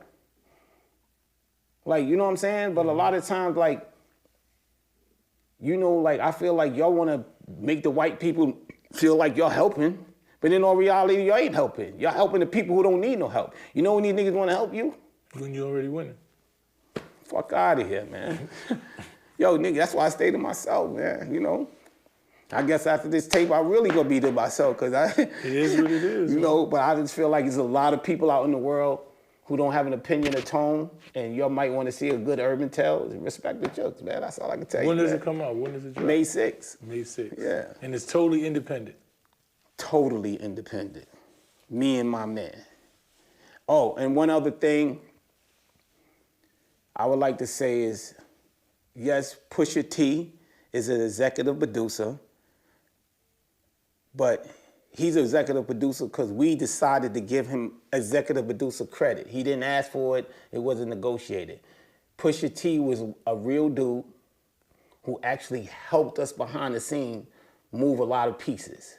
So we felt Shout out to Push. Huh? No, shout out to Push. We just felt like, yo, bro, like we just gave it to him. Like, yo, nigga, you know, we just, you know, so a lot of times now you say, oh, Pusha T want executive, and everybody want to talk to him. He's promoting his album, so I respect it. I'm not, you know, he did enough for us, so we cool. But I can't answer why he's not responding or why, when is he gonna respond. That's not, I don't care if he do or he don't. He did what he had to do. And we, that was us. And by the way, if we win financially, he gonna be all right with us, because that's how we are. Mm-hmm. You know what I'm saying? Because it ain't too many brothers that did what he did. And he knows me. Pusha knows me. And that's why I've been like, yo, I'm like, Pusha good dude, B. Yeah. Nah, he a good dude, man. And I just feel like at the end of the day, he really helped us out a lot, man. And I respect business. You got an album, whatever you got to do. You know, I hope you winning, whatever. But I just wanted to clear, like, we gave it to him, so y'all shouldn't be expecting for him to say nothing. If he want to say something, he can say something. You know, and that's why I want to do this interview, man. Got a lot of things that I didn't know about you, a lot of things that you wanted to get off your chest, a lot of things, and just watching the evolution. I know Tone from 20 years ago that was a lot different than this Tone. Yeah, I mean, I learned a lot about, yo, nigga, I learned why I don't want to be in a relationship. Nigga, I learned how to, like, allow myself to people to do things to me, and I'm not supposed to have a problem with it, or I have to just, like anybody else, like, you know, like we have, you know, like when I was telling you the other day. We gotta control our emotions. Yeah, like we gotta, yeah. We gotta make conscious decisions. And I also learned, like, yo, a lot of times our first impulse is the worst. Our first impulse, anybody, that's your worst impulse. You straight everybody. Emotions. Yeah, you straight making the wrong mistake.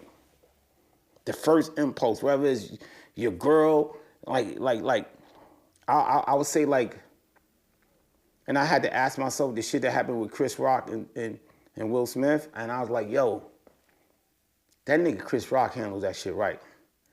And I'm being like, yo, can I let a nigga walk up to me on stage, on live TV, smack me, and I don't do nothing? I can't do it. But he still did it the right way. I mean, I guess. Chris Rock did it now, bro. I'm telling you right now. Listen to me. I'm not going to debate that. Nah, he did it. I'm going to tell you why, because he didn't allow people to see what he capable of doing or what he's going to do. Will Smith did. That's my point. Like, nigga, you get behind the stage, I'm putting the beats on you if I could handle that slap without, well, yo, I'm putting the beats on you. So, and he did the shit smooth. He go, wow, I just got the shit smacked up. If I could do that, and I'm like, yo, I'm kill this nigga when he get backstage. Yo, but my thing is, I don't think no man's gonna let a nigga just smack him in the face. So that's why, and I'm not saying it.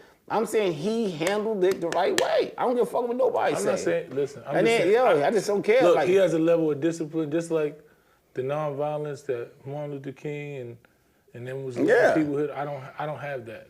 I'm still growing.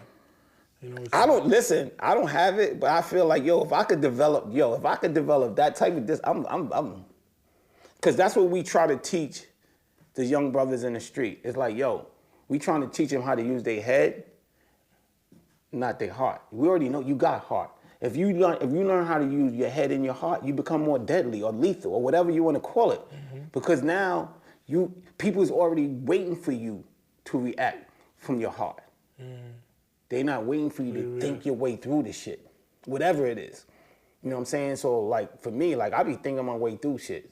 Sometimes, like how you text somebody, you like, damn, I shouldn't have said that shit. And you thought about exactly what you'd have said because you did it too quick. I text whole things and then erase them.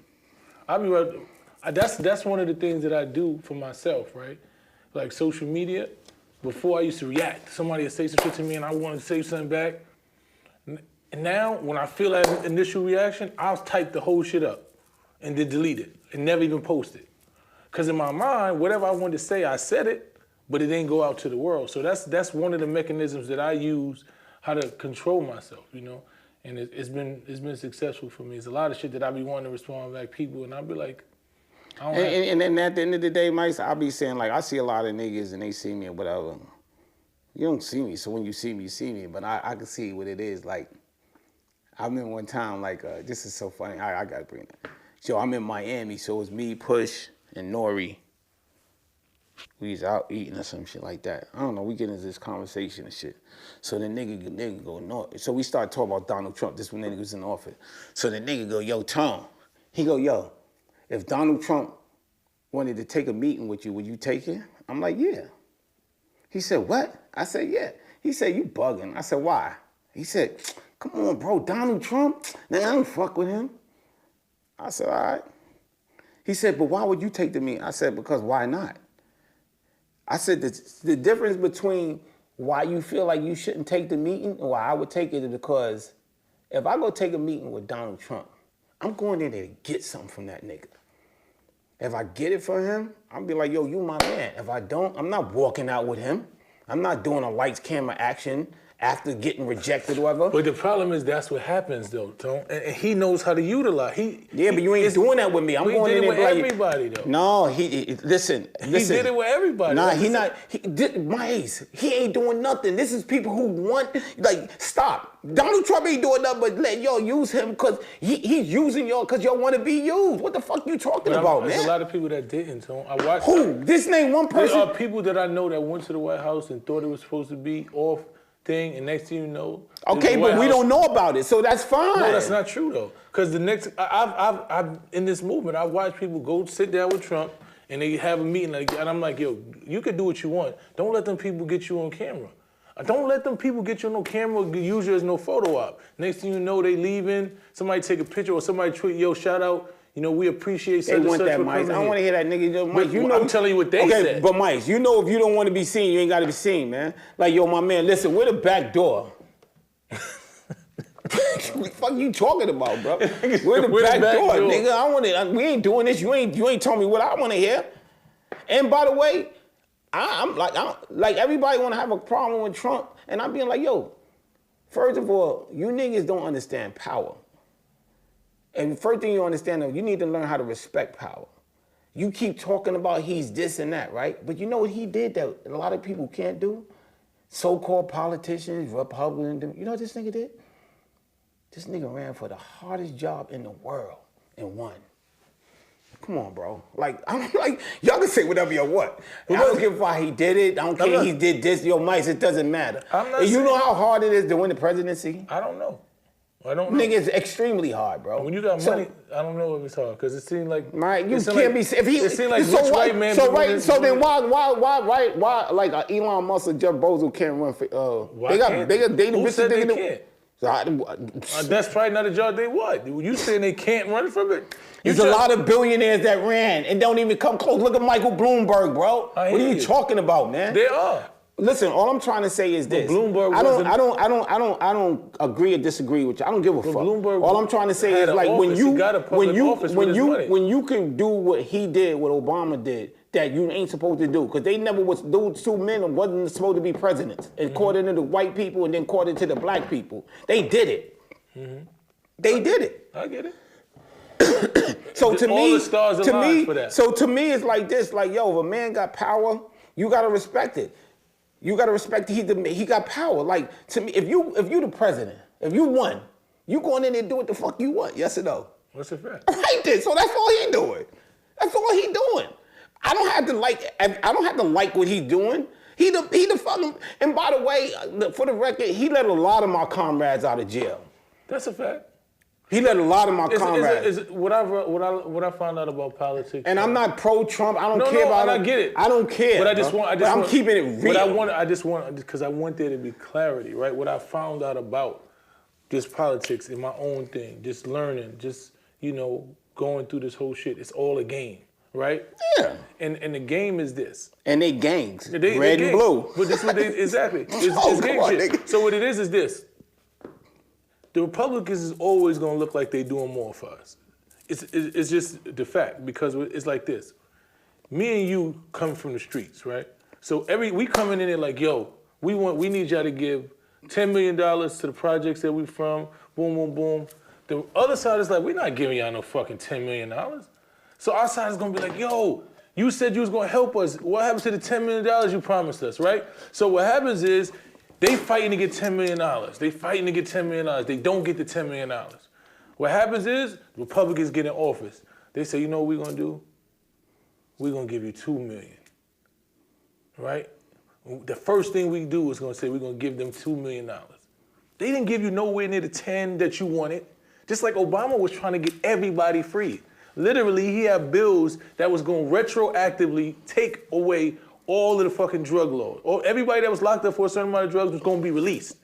Just completely released. Them niggas like, we not doing that shit. They took his proposal and cut that shit into 1/3 and gave it to Trump. And the nigga said Trump did everything. Obama literally signed over 1,000 to release because they wouldn't let him do it. He's the only president in history that did that. So when you look at it, it wasn't that he wasn't trying, it's that them niggas said, we're not going to. So when the Republicans come back to you and say, all right, fuck it, we're not going to do 10, but we're going to do 2 million. You going to say no? We need something. So this is the game they run. You come to them with a whole bill, these niggas gut the bills out, they take half of the shit, and then they don't introduce the bill until they get in office, and then they say, you know what, we're going to do something for the black people. We're going to give you this amount of money. But we just asked you for $100 million and you gave us $2 million and you act like you did so. And we say, look, the Republicans do more for us. It's a game they running. It's the biggest game in the world. Okay, but Mike, can I just say this? I don't know about all that, right? I know about it. Okay, I watch it happen every day. I'm going to say this, Mike. I've been on this earth a lot longer than you, right? Uh-huh. And I will say this, right? Mm-hmm. You know when us black people do good? When the Republicans is in it. You know why? Because they allowed you to do it. No, because they always got a motherfucking scheme to get some money and they need us to do it. And guess what? And then they lock you up, right? No, they don't lock us up. They don't lock us up. Yo, my man, let me just explain something to you. We celebrate, they save. They already know this shit is gonna crash and burn. You know it's gonna crash and burn. You know this shit ain't right. You know you ain't supposed to be making that kind of money. Just like so the you niggas PPP. get big screen TV. PPP. Yeah, nigga, exactly. Niggas ain't got nothing. You know this shit's And gonna now crash the indictments is you coming niggas around. is on Instagram. Yo, I'm doing. Yeah, all right, nigga. So when they come, yo, you should have been putting that money up instead of showing it off. That's a fact. Yeah, so yo, Mice, if a nigga give me a scheme, I'm keeping it real, nigga. I think that shit is worth it. I'm doing it. I don't give a fuck if it's legal or not. If I think nigga, I know how to sit in the box. What the fuck should you talking about, bro? This man crazy. I'm telling you right now, This man nigga. is crazy. And everybody's doing it. What you talking about, man? Yo, I don't do it. Them niggas came to me telling PPP, you can. I'm like, nigga, I'm good. I don't play with those people. Yeah. I done sit right back, no way. You're not gonna get my name. I'm not doing anything with y'all. But you can get away with something, but then everybody want to do this, want to do that. You want to show off, you want to spend, you want to do this. And then that's the ignorance, bro. You know what they be doing? They did the PPP, all them crackers. Them niggas is saving ass, B. No, bro, it's a difference, man. It's a game, man. It's all a political game. I don't get. That's why a lot of times, like I say this politics. about, I'm gonna tell you this, I'm gonna say, like to me, you know, everybody was having a problem with Kanye going with Trump going to the White House. I don't really care about that. You know what I do care about? I'm looking at the nigga Kanye. I'm like, yo, this nigga right here is good, right? First of all, he ain't afraid to be him. Say who he want to say. I don't really care, right? He just being him. Mm-hmm. Don't care, and I respect that. Doesn't mean you right. Doesn't mean anything. He just not afraid to be him. I'm not afraid to be me. So that's why I'm telling you I respect it, right? But when I look at what he was doing with Trump, and this is just me guessing, this nigga Trump got 35 million followers. They love anything this nigga do. I think it went off. We did go. This went off. This thing right here. It's still recording? Oh, that's all right. Yeah, we're about to wrap up. Yeah, we can wrap up. We're wrapping up now. Anyway, yo, you got 35 million followers, right? Mm-hmm. You selling albums, you selling sneakers, whatever you selling. These are worshipers. Yo, this is how this nigga became, he was fucking with Trump. This nigga became a billionaire. We wouldn't, y'all, you know what I'm saying? We ain't buying this shit. But if you do the math, if you're getting 10%, that's 3.5 million. People that's checking in off of his shit. Come on, man. So I'm looking at this nigga, I'm like, everybody looking at this nigga like, you doing this and that. Yo, that's why when he get up, that's what. Okay. That's what I'm trying to say. When he get up on that stage, I mean, he went to Drink Champs. He's like, no disrespect, these niggas ain't on my level financially. Elon Musk is my friend and blah, blah, blah. Because you know what he did? He took that 4 years that everybody was criticizing him, and he turned himself into a real billionaire. I mean, I respect it. It's just the math, bro. No, you did the math. You know what I'm saying? Listen to me. But I also think that he is who he is. That's what it is. An awkward ass nigga, but he is. But Mice, you can't have a problem with a person that who's here. No, you don't have to like it. But that's what I'm trying to say. Like, right? It's certain shit that you could be who you are, and it just don't fit me. You know what I'm saying? Like, you could be whoever the fuck you want to be, but who you are, if it don't fit me, it don't fit me, and I'm okay with that. And I can say, yeah, I don't fuck with that. You know what I'm saying? I'm not mad. No, I like to look at things from an open lens, not from a right and wrong lens. Like when I look at things, I don't think there's a right and wrong in a lot of things. I think there's you defined it, because everything that's wrong to me doesn't have to be wrong. Right, it can't be right. It's just wrong to me. Exactly. So I always look at things like, yo, you know what? And then I don't spend a lot of time on that because this shit just ain't got nothing to do with me. Like, you know what I'm saying? Like we spend too much time worrying about the next person. And it don't matter. No, man. You It know what I'm don't. saying? I've learned that, man. You know, everybody's gonna be who they are. You're not gonna change nobody. People gotta have their own mind, their own heart, and believe what they believe, man. So I like talking to people like you and just talking to certain people. I don't get a chance to do this. Yeah, and I'm definitely doing this for my movie, because if it wasn't for my movie, I wouldn't be doing it. I know. But I want to talk. Like, I want to, I'm gonna start my own. I'm gonna start my own podcast. Why not? You know what it's gonna be called? What? You know how Tone is. You know how Tone is. You done heard that shit. How many times you hear that shit? Huh? That's what they always say. You know how Tone is. Listen, I can't wait to see it, man. I'm definitely gonna subscribe to the channel, man. Yeah, I'm just gonna be talking to people like me. Yeah, that's what You know what I want I'm saying? And then like y'all want to come and have a real conversation and not feeling like it's all about y'all or y'all too good for this and that. Listen, I speak for the streets. I don't care. You know how you got Obama, my brother's keeper for the kids that ain't getting in trouble? Who's speaking for the kids that's getting in trouble? Mm-hmm. So I'm gonna be that voice. That's gonna be me. Well, I look forward to it, man. Yeah, Any last words you want to say? I think that you were kind of in your own way doing the same thing. Yeah, that's what I always wanted to do. Like this platform that we're using right now, I want to highlight brothers like yourself from the streets who overcame obstacles, went through prison, came home, and doing positive things, man. And show that we can do positive things, because we don't get shown in that light, We gotta learn how to teach the youth. And we gotta teach. Like, you know what I'm saying? Like, if yeah, you think this about is how you teach. Through being real. Yeah, but if you think about it, right, Mike, if you think about it, how many times you meet people, and I ain't trying to say it like that, like me when I met y'all, took my time and my patience to show y'all shit.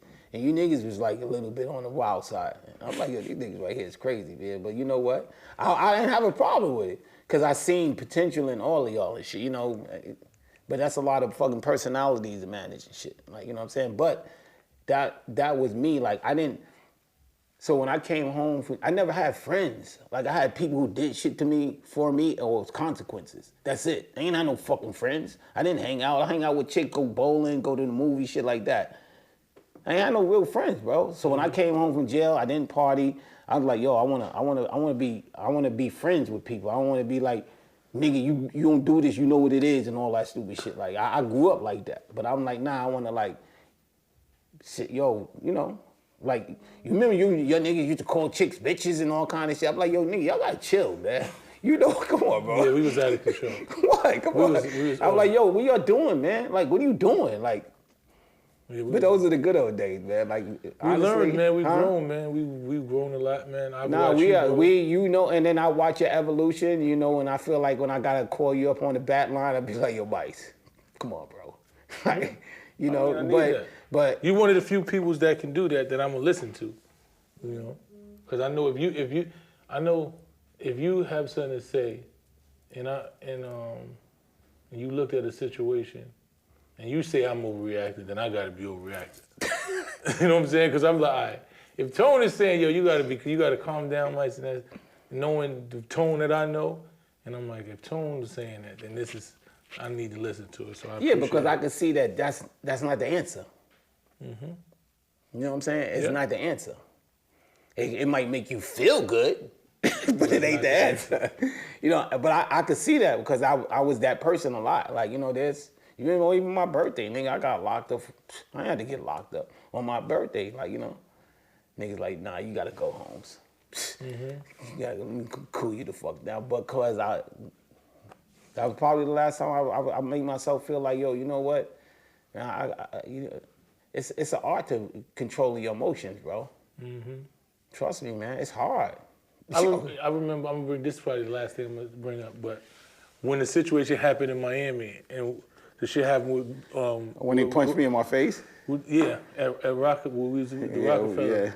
And so OG, I was playing chess with OG yesterday, day before yesterday, and we was talking about it. He's like, I didn't know that was y'all. I thought we was beefing with Bad Boy, and I'm like, nah. He said all this time. Somebody said, nah, that was my son. Jay knew that shit. No, Jay did. I don't, but I know Jay that OG didn't know. He thought it was something else. The one that they bailed me out. Yeah.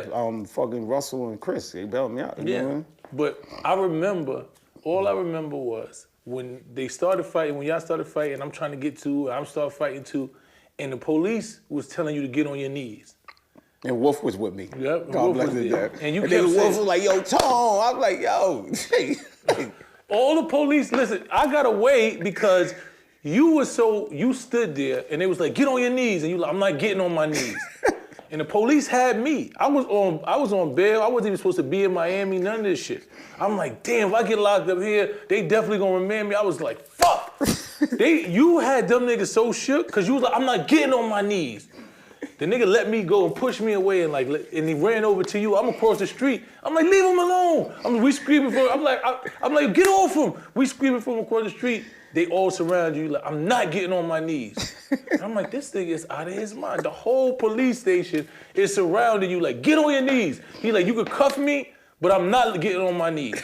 I don't give a fuck what you say. Them niggas cuffed you, then they threw you. I was like, yo, this nigga is really crazy. I'm like, and so when you say that you don't respect that you didn't have the authority, I'm like, yo, this nigga did not give a fuck. He was not getting on his knees. The whole police force surrounded you, and you just would not get on your knees. And I was like, yo, this man is crazy, man. I just thought about that just now. Anyway, bro. Any last words that you have, man, that you want to say to the people? We know respect the Jukes drop 76. I would just like to say, I think as I would like to say, us as a culture, we need to do better as far as like not in front of the cameras, not in front of people. Like we need to learn how to like coexist together, man.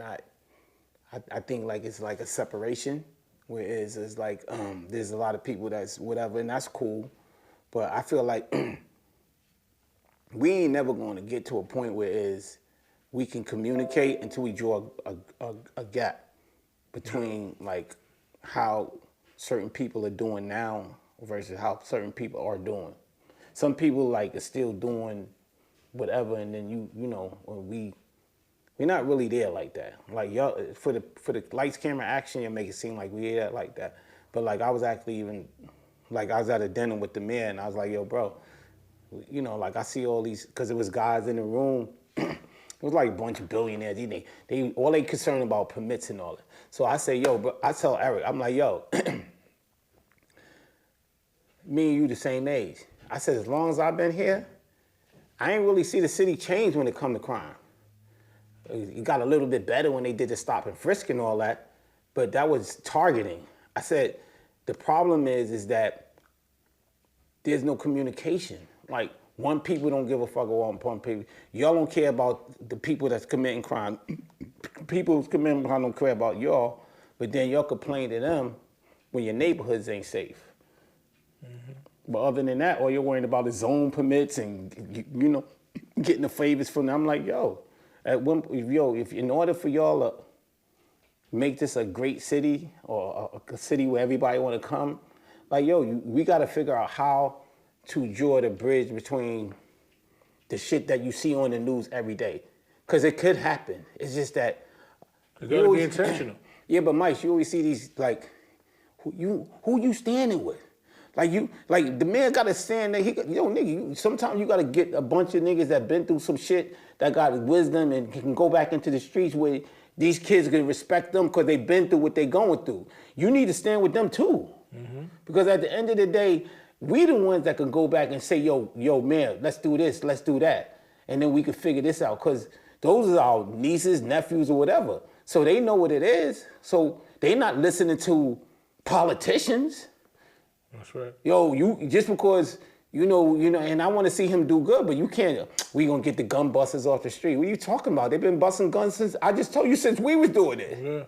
Yeah. Nothing's changed because there's no communication. It's like, you gotta be able to like, I don't want to get into that because I just feel like you gotta want to like feel like comfortable in saying like, yo, you need to go and start sitting down with these dudes. These gang niggas will sit down with you, my man, and tell you how they feel so you can get a feel for them, and then you can start putting something together. Mm-hmm. You know what I'm saying? But I'm saying until you do that, come on, bro. Ain't no, people don't have to, why would you want to care when you feel like nobody care? Good question. And we can end it with that.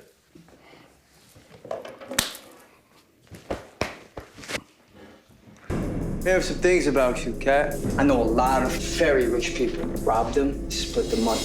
Welcome to America.